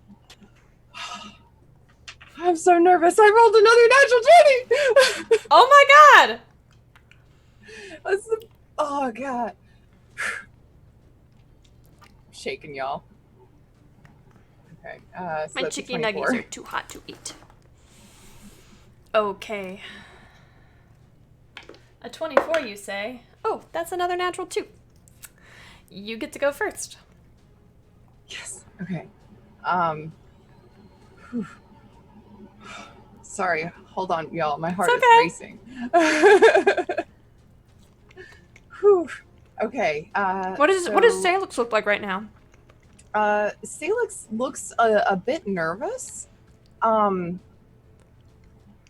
She's kind of got her spear in one hand and her whip in the other, and she's looking a little apprehensive, just for the fact that there are so many people watching. The only other time she's had an audience was sparring in the woods with Kendall, with like her friends watching. Yeah.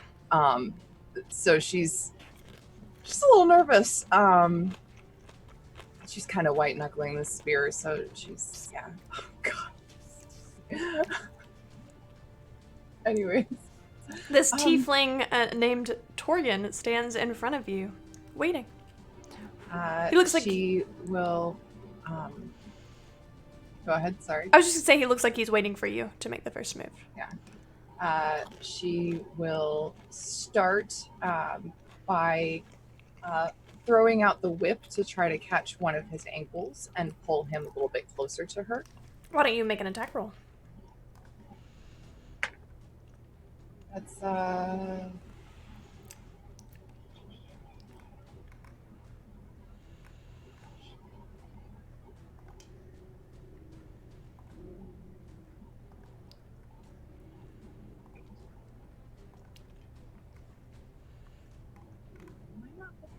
with.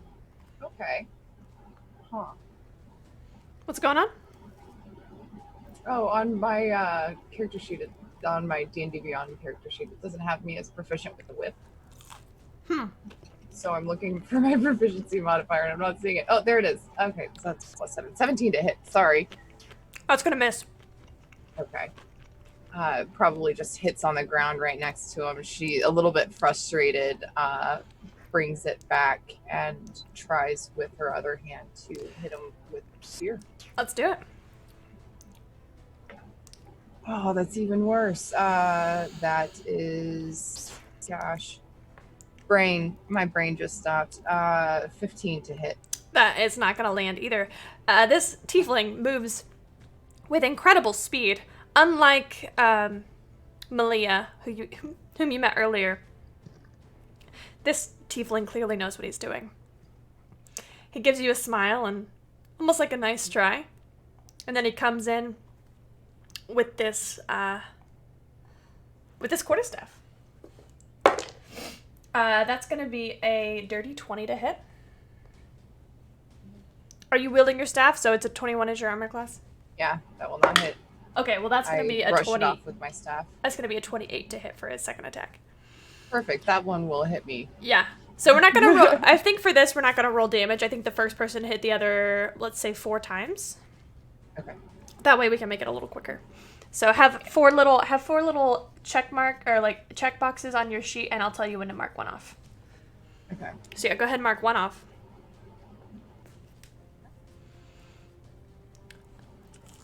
And then for his bonus action,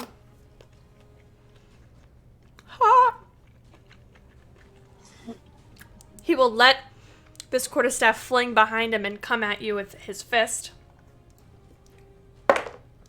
which is a natural 20 to hit.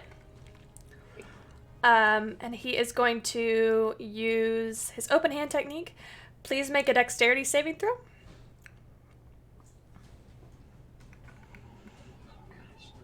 What happened? That is a 13. That's a failure. You are, as he brings this strike down on your solar plexus, you are sent to your knees and you fall backwards. You are prone. Great. All right. It's your turn. How is Salex doing? She's probably already looking a bit bruised. If you could see her skin, she's clothed, obviously. She's a little bit winded, but she's got a bit of a smirk on her face, and she says, Yeah, she does. "Great, I can learn something from you. She gets up, leaves her whip on the ground because fuck it, and readies her staff again, attempting to swipe him in the ribs. Awesome. Make an attack roll. All right. There we go. That's a 26 to hit. Oh, yeah, that'll hit. All right. We'll mark off one of his slots. Yep. And then she's going to use one key to do a flurry of blows herself. Oh. So after swiping at his ribs with the butt of the spear, she plants it on the ground and tries to do her personal favorite move, better when Fuzzy's around, and she tries to swing around and kick him with her free foot. Oh, yeah. That's a 15 plus 7 is a 22 to hit. Yeah. That'll land. You're pretty good at this. Yeah. And then after kicking him again, her other knee comes up and tries to get him as well in the midriff, in the chain, in the torso. Yeah. And that's a 19 plus 7 is 26. Yeah. Yes. And then she gets back into her defense stance, her spear in front of her, ready to block. Torgen seems, he's not as thrilled that you've made so many hits. It looks like he's about to start getting serious about what he's doing. So he is going to make his first attack. That's going to be 16 plus 9 is 25. Yes, that'll hit. Okay, mark 1 off of that, and I need you to make a Constitution saving throw. I'm going to use one of my advantages. Okay. That's better. That is better. That is a 21. That will succeed. You feel his stunning strike come in, and you are able to resist it.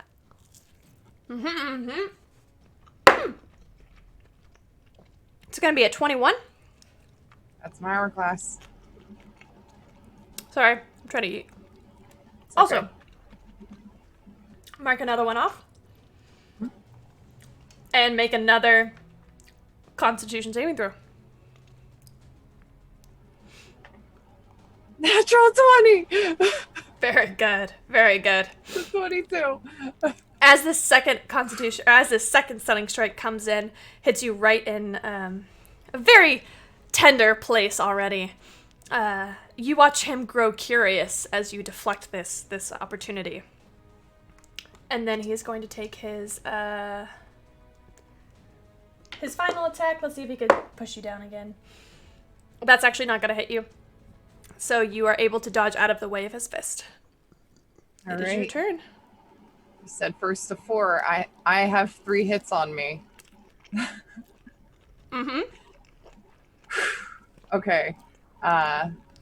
Seeing once again, she's going to try to elbow him, she's going to try to elbow him. Trying for a little bit of misdirection. She fakes him out a little bit and tries to elbow him once again in the ribs. Let's do it. 16 plus 7 is That'll hit. over 20. That'll hit. Okay. And what's your second attack? Second attack, she, after elbowing him, she comes up with her right hook again, following through, taking the momentum of her body. Okay. That one is a 18. So, as you are sending your fist flying towards him, there's a moment where you know it's going to land. You can feel it in your bones.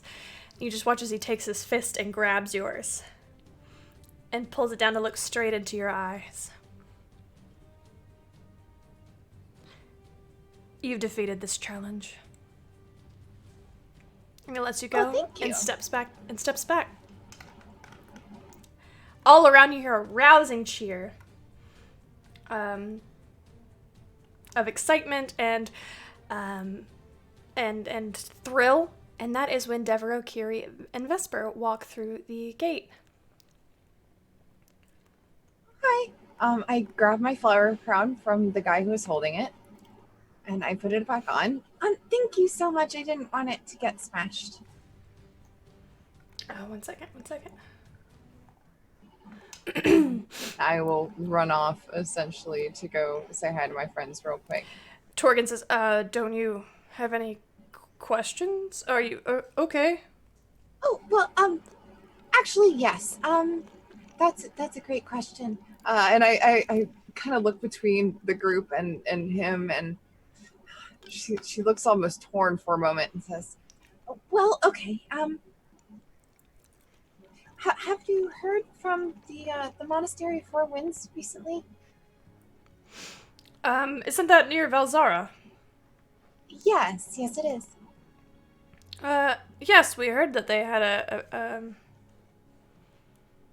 an incident, but as far as I know, everything is fine.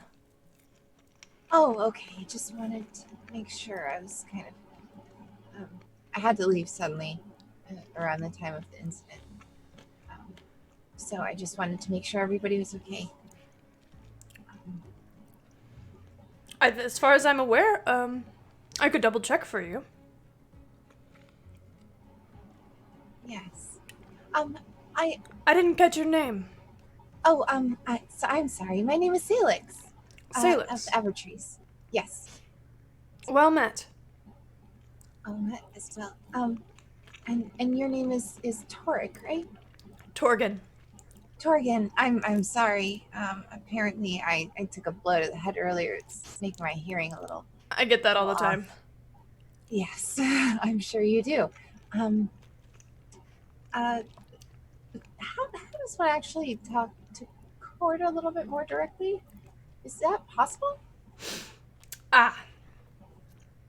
Well, why don't you take a walk with me really quick? Let's step out of the ring for a second. Oh, okay. well, gather my stuff. Yeah. He kind of gently leads you out of the ring, and you see, for the first time, he pulls his hood down.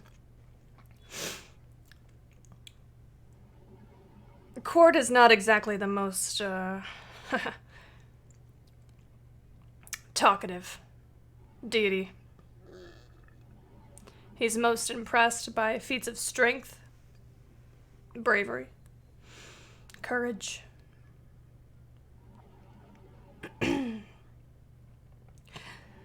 It's my understanding that, at other temples you can take communion, is what they call it. However, our devoted have something like that. It is for those who have defeated Tidrender Zurich.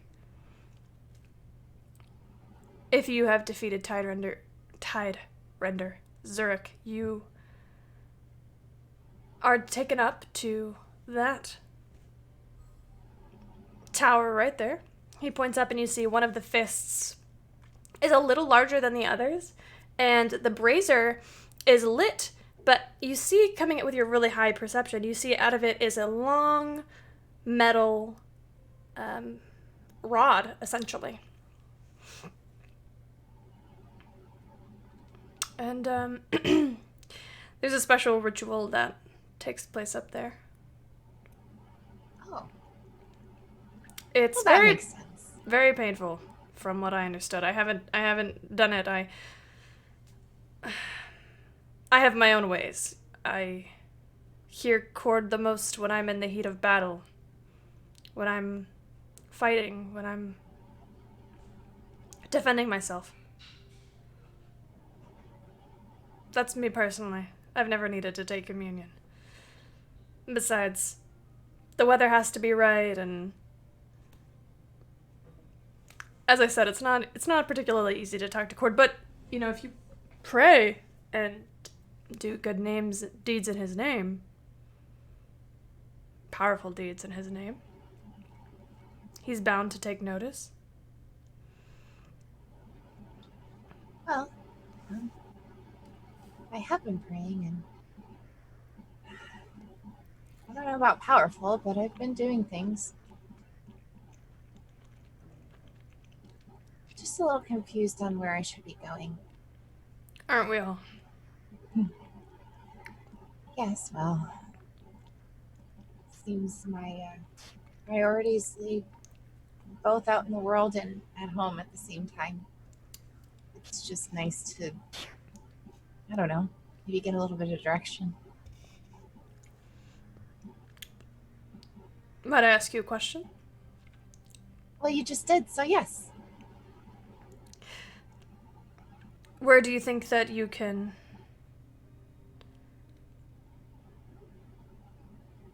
do the most?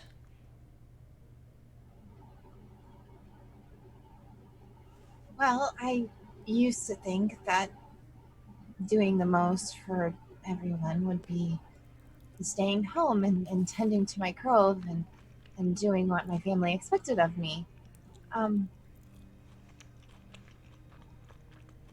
But I don't think that the answers to the problems that we're having are going to be solved by me staying still like a tree. I have to be out like a breeze.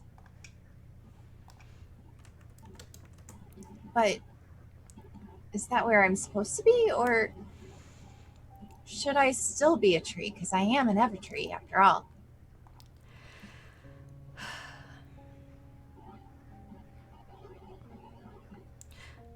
I hear you. It's a difficult decision. And I can't possibly know everything that goes into it. But I do know what Cord teaches. Strength. Be strong. Without using your strength for wanton destruction. Bravery. Being brave and scorning cowardice in any form. And glory.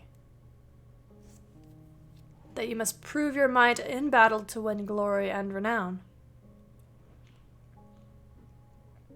Now,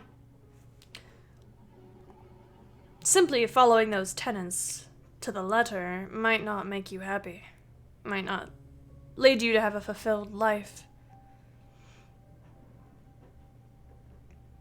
But I think that, it seems to me, you know what it is that you must do. I think, correct me if I'm wrong, you're just afraid. And there is nothing wrong with fear. You cannot have bravery without it. Yes.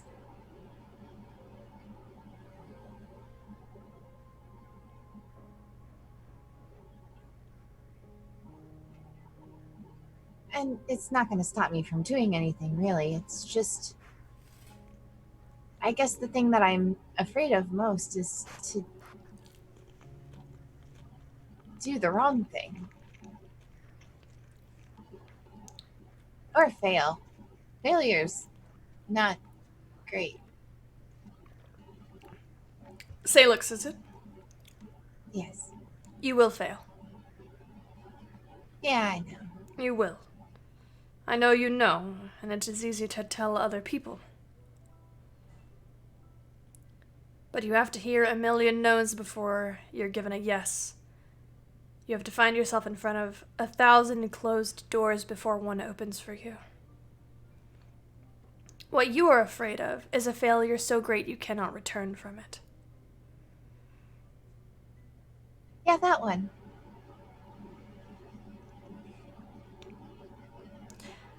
I do not know the exact circumstances of your situation. However, I am willing to bet. That as long as you do not give up,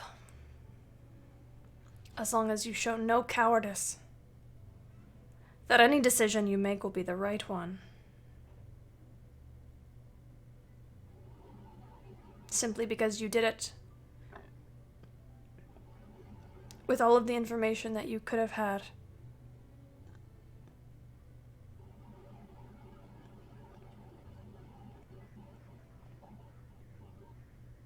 Suppose that's fine. Not like I really have a choice, but you know, it'll be fine. You strike me as someone of great wisdom. Some say that. I've made some foolish decisions, though I'm not about to claim it myself. We all have.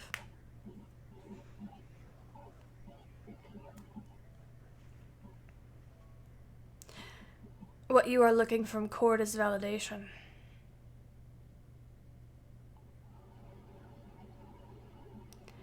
And before you get any further, before you go to Auric or Morn or Zurich, I can tell you that Cord will not give you that validation.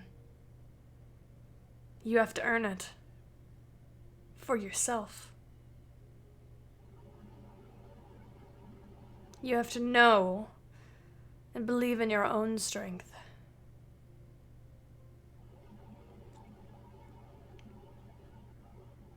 Do you understand? Yes. Self-reflection's hard, though. Yes. It might take a while. People like to think that Cord, the followers of Cord, are just meatheads who like to fight. That we're just... Well, we are, but... We are.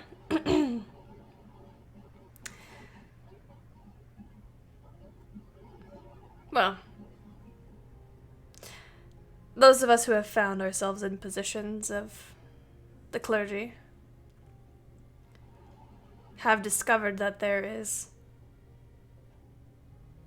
more to strength than violence. There is more to bravery than conquering. And there is more to glory than just a battle.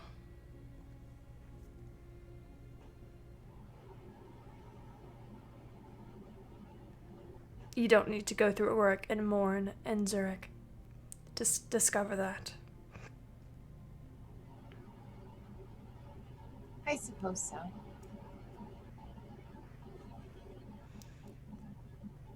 You are still so full of questions, I can see it.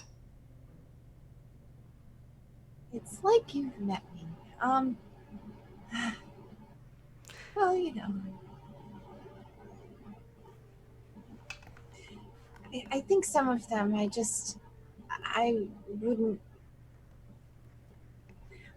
wouldn't trust with very many people. But I feel like Cord sees all, or at least a good portion. And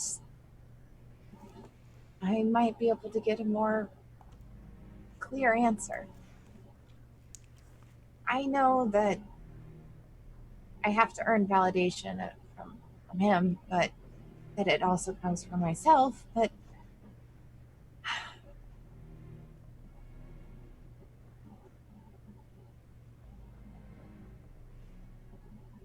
I guess now that I'm out and about and you know, there's too many options and I just need a little bit more direction. I think that's really it.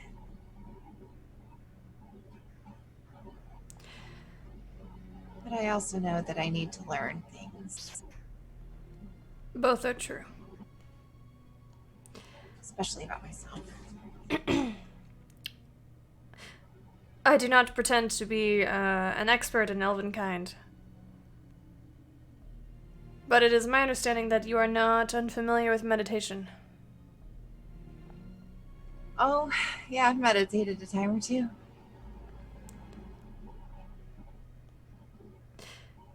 When I am feeling disconnected from Cord, I try and find him out in the wild. I'll chase a storm,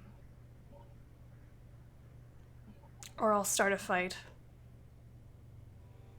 And in those moments, I find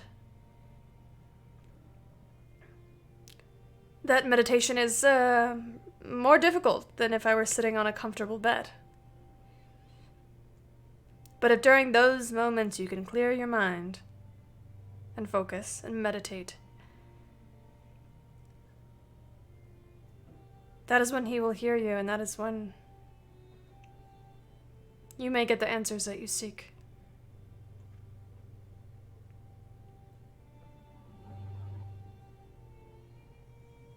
Salex's brain immediately goes to how she can create a storm as a druid. But she doesn't say anything. She just kind of nods and says, Oh, that does make sense. Maybe I'll go find a rooftop next time it storms. Thank you. I would actually still like to fight a little bit more. I feel like there's a lot I can learn here. Of course. Well, I'll return to the ring. Best of luck to you, Salex of the Evertrees. And to you, Torian. Thank you.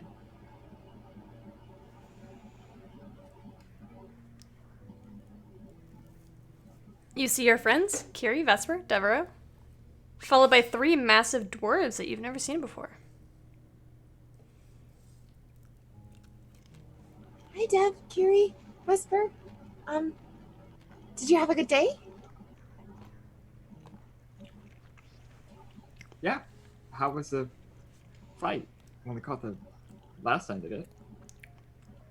Oh, it was fun. I won. It was great. It was good. I gotta figure out how to push people back like that, though. I could certainly imagine that would be useful. I have to admit, I wasn't really sure if you won because the last thing we saw of the fight was him catching your hand. So. Oh well, I mean.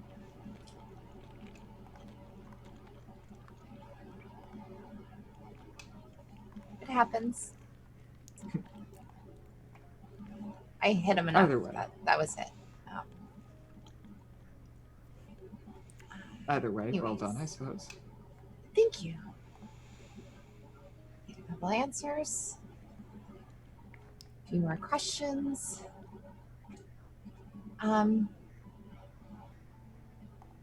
was kind of thinking about doing another fight if you wanted to watch, or we could go and find Kendall. I think he probably has gone to the Raven Queen's temple. I'm not sure how long he'll be there.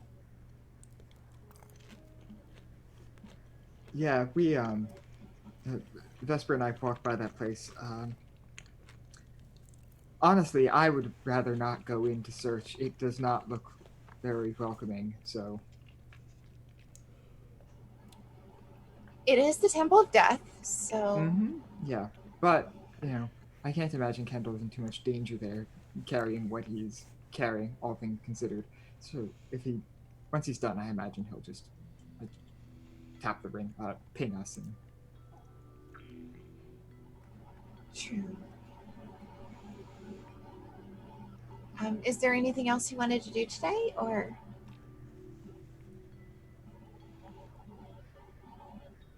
I look at the others at this point.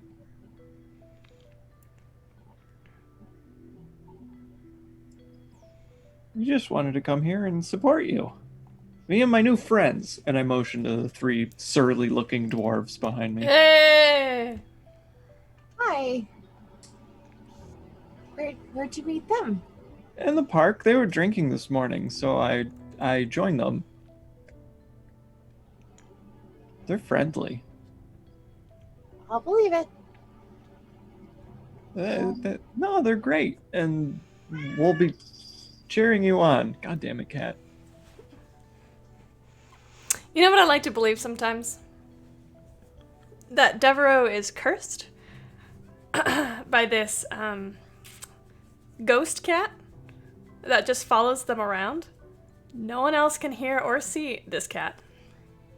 Next time I get option to take a feat, I will take Magic Initiate, and I'll find Familiar, and then I'll just summon a ghost cat all the time. Perfect. Like it. Or that there's just a cat that follows them around. Because I won't stop feeding it. Mm-hmm.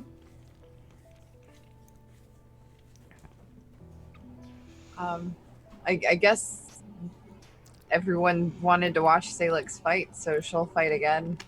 Okay. Are you just gonna go fight some? Are you gonna go fight some rando, or do you want to fight Auric, the next person in line? I would like to fight Auric. Okay. Salex is here to learn. She is going to take every opportunity she can to fight anyone possibly better than her, so she can study their moves. Okay. Here's an idea. Why don't we, since we are running just a little bit low on time, why don't we make this a little quick and use mainly descriptions to describe this fight. So go ahead and roll for initiative for me.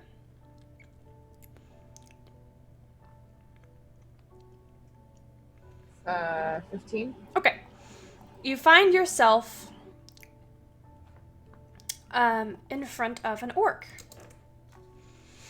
This orc has no hair, is sort of how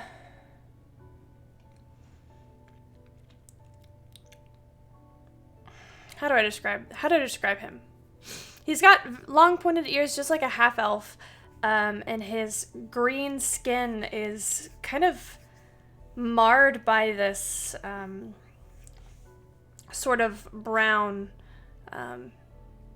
like tattoo-like structures all over him. They are runes of some sort,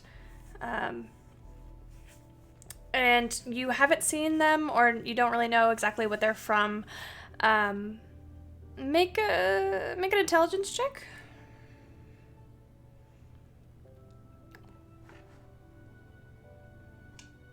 That is dirty 20. You would know that they look similar to Elvish, but it's not quite Elvish. It's something crude and maybe derived from it, but you're not quite sure what it is. This monk has basically sort of the typical monk robes with the bit of fabric that hangs out in front of them. I didn't know what that's called. A red sash tied around his waist, another sash around his arms, and his arms and feet are both wrapped. When he opens his eyes, you see he is blind. His scleras are entirely white. And as you approach, you see essentially what you see is this man standing with his hands kind of crossed behind his back, like he's holding his wrist. And he stands with his head a little low. Not very many people approach him.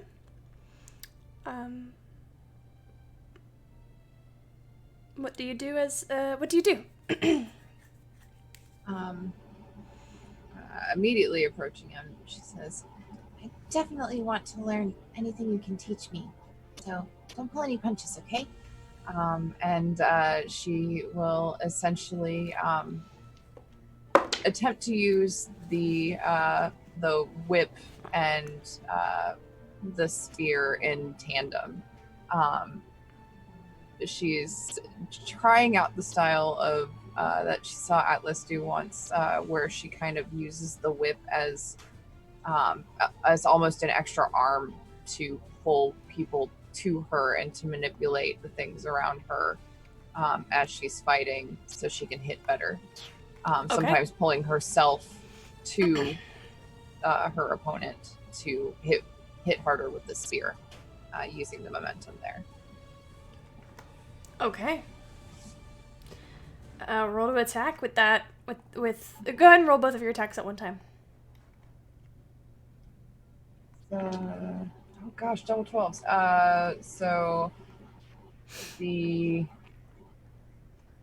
whip is +7, so that's a 19 to hit with the whip.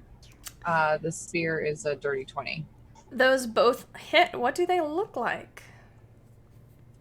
So I assume that you said he's a very large. Very large, maybe 7 feet tall. Okay. For once, facing someone larger than her that isn't Kendall, she will actually strike out with the whip and use it to pull herself a little bit closer as she attacks with the spear, kind of pulling and pushing at the same time for that attack to try to make it as effective as possible. It is very effective. He reaches out, and as the whip wraps around him, he does clench onto it, but it does look like it has... go ahead and roll some damage for me. It does look like it has torn into his flesh a little bit. 7 slashing damage for the whip. And then 1 piercing damage for the spear. Okay. He brushes your spear almost out of the way of any vital organs, but it does slice down his arm. You see this man, this orc named Oric. I did that not on purpose. Sorry, everybody. You see now has a scimitar in his left hand. And he is going to come at you with it. That is going to be a plus 11. 22. That'll hit. And yeah, the other one will hit too. 1d8 plus 6. Oh, I'm so sorry, honey. That's max damage. That's going to be 8 plus 6 is... Oh, gosh.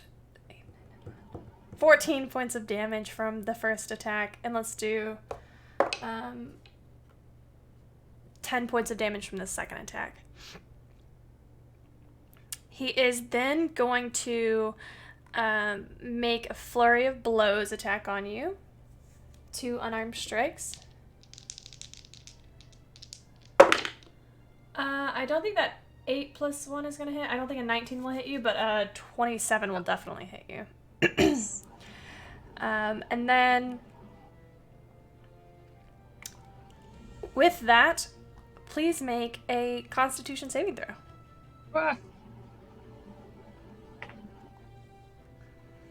I'm going to use my last advantage. Okay.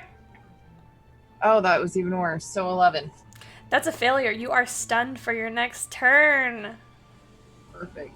He's about to kick my ass. Whoopsie. I just lost the die on the floor.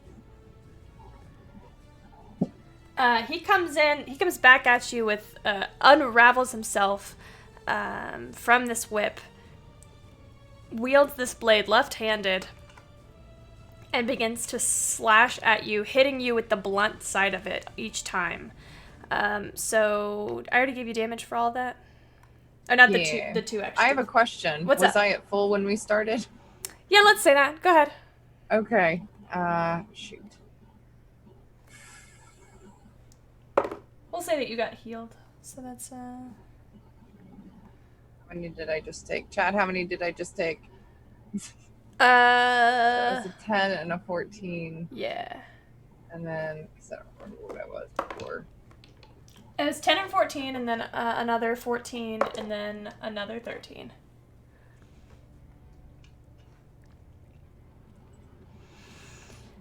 Make an intelligence check.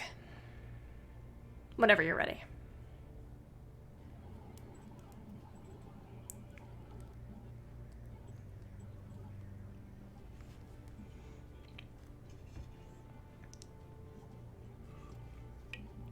Sorry, had to go back around It's okay. there. Intelligence check. Oh gosh, My dice have failed me. That would be a 5. Okay. It is hard to tell anything that's going on since you are stunned. Your head is spinning, your ears are ringing.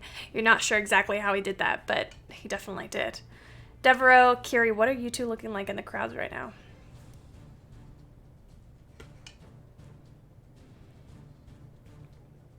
I'm watching intently. I guess I'm trying to like analyze what's happening as much as possible. Okay. Make an intelligence check.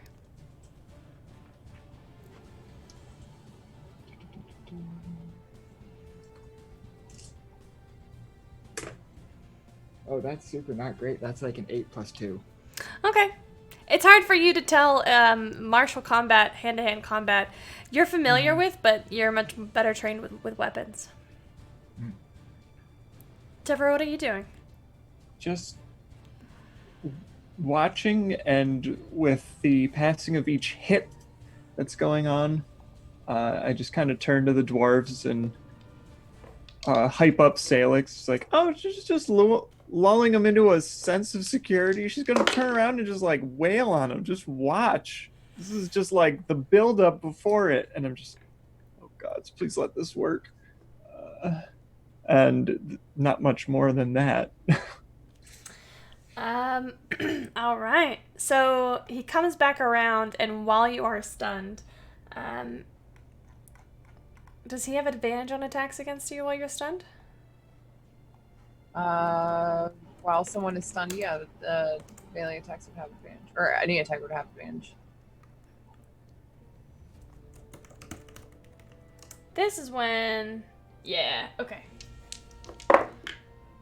So that's a 20, that's a 30, a 22, a 22, a 19, a 19. So 2 of them are going to hit. I was gonna say, well, no, because it's just until the start of my next turn. I was stunned. It's gone. Right. So you wouldn't have that. Yikes. Yeah, all that hits, and I can tell you right now, I have 18 hit points. Oof. So he knocks me the fuck out. Okay. What happens next after you're stunned? Why don't you make a wisdom saving throw?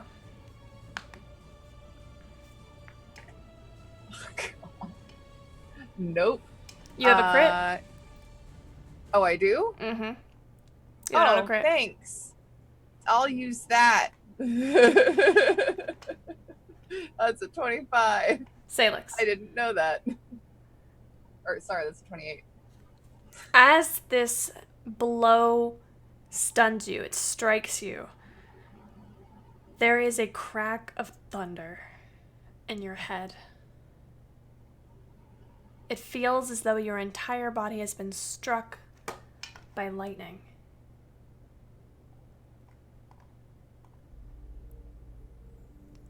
There is a numbing sensation on the tip of your tongue as your jaws are locked shut and this orc begins to wail on you. Each strike that he takes, you feel ribs breaking, you feel bruises forming, you feel blood rushing, and all the while, whoosh, whoosh, whoosh, your heart is racing, pounding in your chest.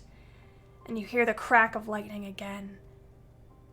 And your vision goes white as you fall unconscious. Ahead of you, in this state of unconsciousness, you see a storm brewing over a sea. There's a ship with black sails, fighting against the torrent.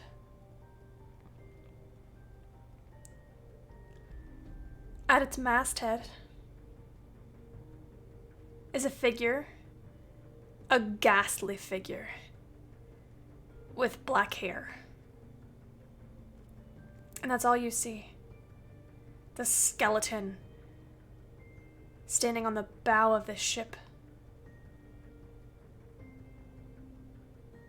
As a wave comes and rolls over the ship, you see its this vessel bobs and weaves and comes up and goes down and heads straight for you. Its black sails tearing in the wind. Lightning strikes again. and you open your eyes. You are back where you were left, in the pit. You see around you clerics are lifting you up, and you feel their warm hands on you, and you are healed 40 hit points.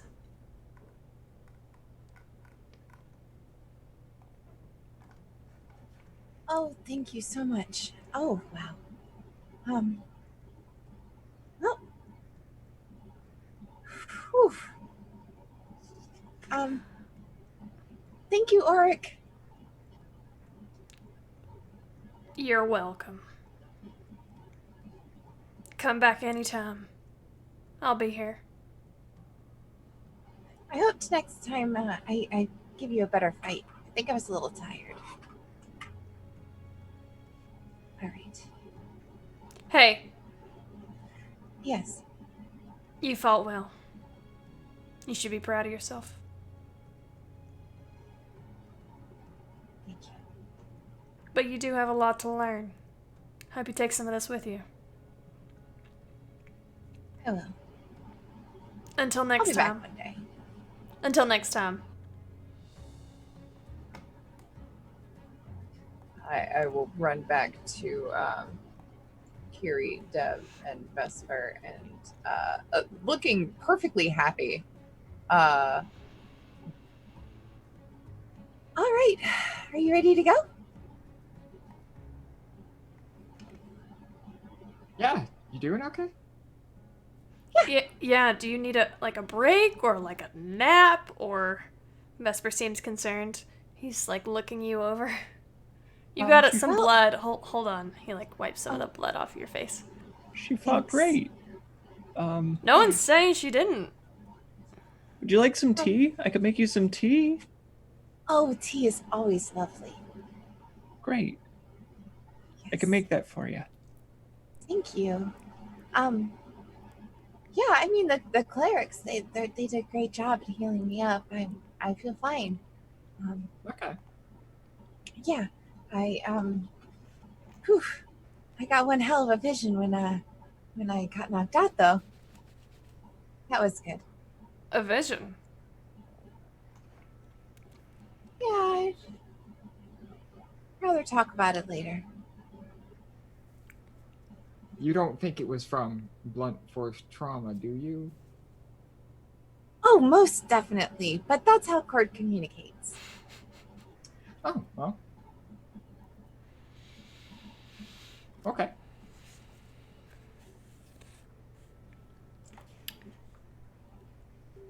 That makes sense. I've heard every god communicates differently. Every person has their own language.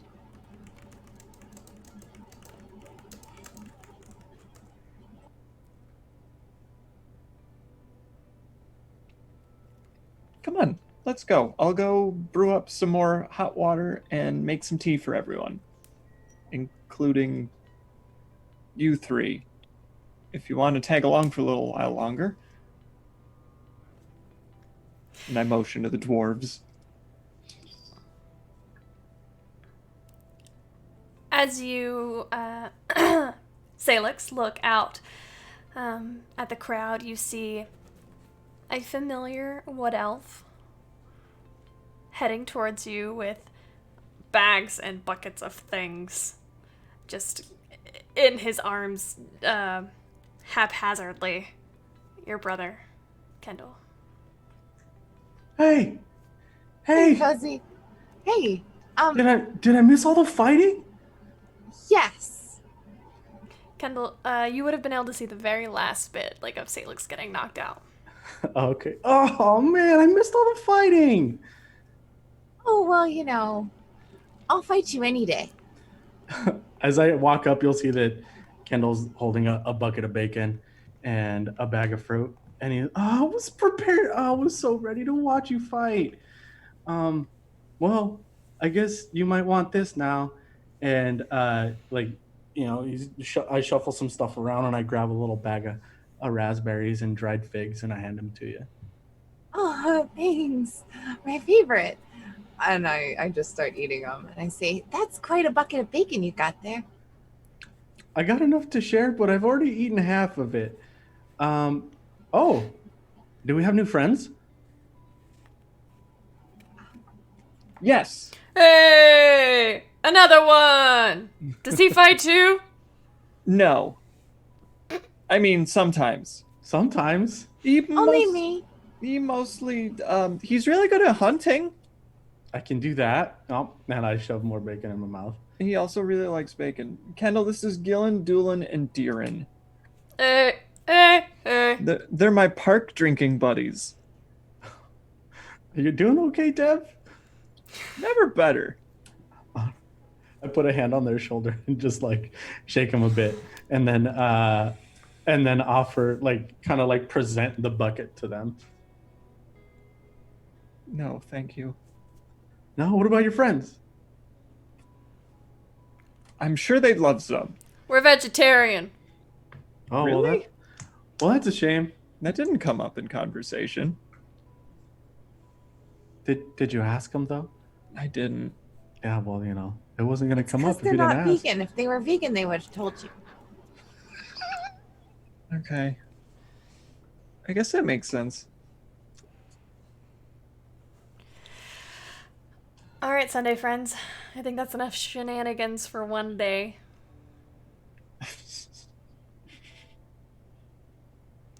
Are you sure? No, but it's 3 hours and we got a rule.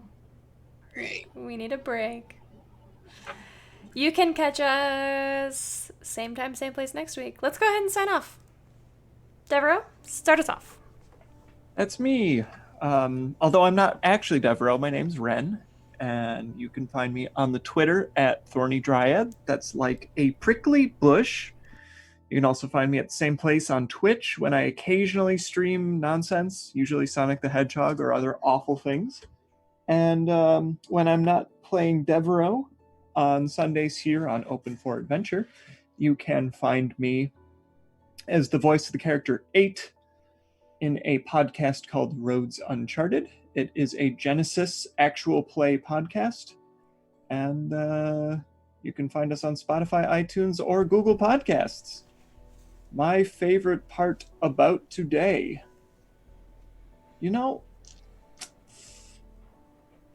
I gotta say, Salex getting a little cocky with that first really easy fight was pretty great.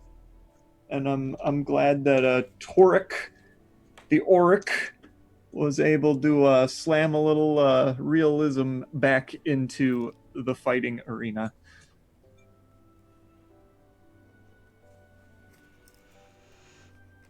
Thank you, Ren. Alex? Hey, hi, howdy, everybody. My name is Alex. You can find me on Twitter at axolotlcure. When I'm not doing this, I'm lying to you. I do not do anything on Thursday nights anymore. Yeah, then in that case, this is all I got right now. Doing this on Sundays from, well, you know the time. You just watch this shit. Never mind. Anyway, my favorite part of the session, I don't know if I can call it a favorite part, but I think what deserves a shout out was if they were vegans, they would have told you. Everything, all of human history led up to that conversation and that line. I'm honored to have witnessed it. I love you, Alex. Kendall. Hi, y'all. I'm Juan Carlos, so I play Kendall today. As you can see, I play on Sundays. But I also run a game on this channel on Tuesdays. We premiered last Tuesday. So if you want to join us for the next one, we'll be streaming on Tuesday again at 6:30 Central Standard Time. It's a game called Modern Gods Inheritance. It's a homebrew world of mine, but we use a D&D system. Any whoosies. On Thursdays as well, I play Space Fields, where Nomadic is my dungeon game master, where I play a very different character, but I have just as much fun. That's on Unmade Gaming, Unmade Gaming's channel. That's how you say that, yeah. And then on top of that, I also produce an edited podcast called The Roleplay Cafe, where Stacy and Dax get to mess with people that we actually like and then test them about things that they have nothing to know about. That was mixed up, but you can fix it in your brain. And that's it for me. That is an official Open for Adventure podcast. It's an official Open for Adventure podcast. Isn't it? Right? Am I getting that wrong?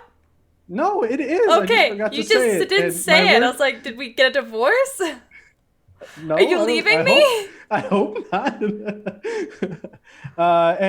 You know what? Josh Simons is the next episode that will come out on Tuesday as well. Excellent. What was your favorite moment from the session today? Oh, my favorite moment of the session was physical contact with the Raven. Oh my god, you're such a dork!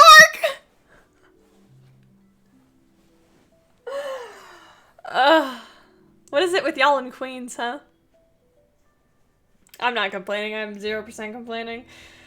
Oh, wrap us up here, Eris. Hi, I'm Eris Savad. I make things and play lots of games. You can find the stuff I make at erisavad.com. Because you're watching this show, you can save 10% off with the code O4ABAY, like it has it in chat. Monday, Wednesday, Friday, you can catch me with Nomadic on his channel at about 9 a.m. Eastern time, really whenever the fuck we want, where we wake up, have coffee, and talk shit. That's essentially the premise, and it's a great time. On Tuesdays, if you have a little void in your week, also about 9 a.m. Eastern time, you can find me on my channel, where I am doing a new show called Captain's Chair, where I'm rewatching Void, the Coriolis campaign that we wrapped up on Make Gaming's channel, which is coming back for season 3.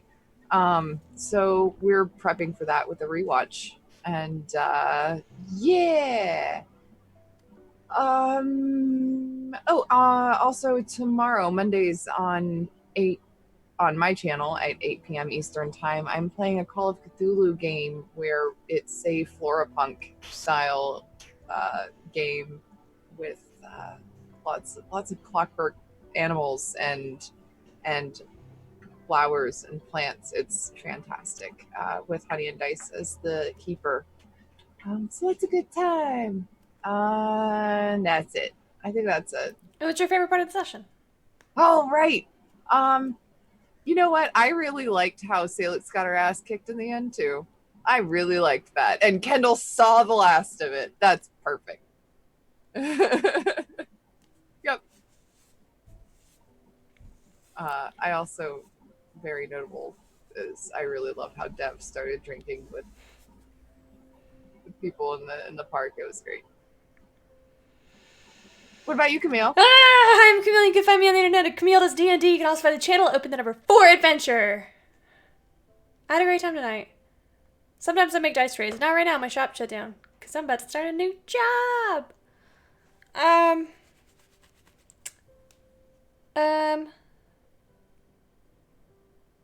This is all I do. This is my life. You can find me in a lot of places on this channel, predominantly running Dungeons & Dragons campaigns. I have just, as of yesterday, announced the new cast for a new campaign, a 12-week short-term campaign set in the past, set 10 years before this, but 15 years before this? Maybe 10, I don't remember. One of those two. In the past, set in Asmarin, where these fine folks have been, and there are some really amazing people who are going to be in that campaign and guesting in that campaign. Anything else exciting? We got a lot of exciting stuff. If you want to stay tuned with all the stuff that we're doing, please follow us on Twitter. Please follow us on Twitch. Please come check out our Discord. Our Discord is super amazing and friendly, and if anybody's mean to you, I will beat them up single-handedly. Just like Auric beat up Salex. What am I forgetting? Our warm fuzzies! D&D Beyond, you guys. Patrons. Relationship manager? I'm really good at this. I got this. The first up we have Christina! Christina. And then we have Quincy. Quincy. And then we have Sev. And then we have Bel Chavez. Back to the Chavez. Andrew Fellowship of the Tables Bay of Gifts. Long name, Bay of Gifts. Gamer Lives. Gamer Live. And PJ. PJ. Whoop, whoop, whoop. Those are our warm fuzzies. I poked my eye. Why, Good Carlos? job, everyone. Fuck. Why, Carlos? I love you so much. You're Somebody- the only You one who did could it. do that. Somebody clip that for me, please. No. GIF Do it, it. please. Maybe. I'm not crying. There was just a yes card in my eye. Oh my god. Waving your S card is hazardous for your health. I was excited Not for usually. the one fuzzy. Sue me. Careful. Careful there, Juan Carlos. I don't want to get sued. Don't do it. Me either, don't worry. Okay, alright. We are gonna wrap this shit up. But we love you all very, very much, and we can't wait to see you same time, same place next week. Okay, bye. Bye.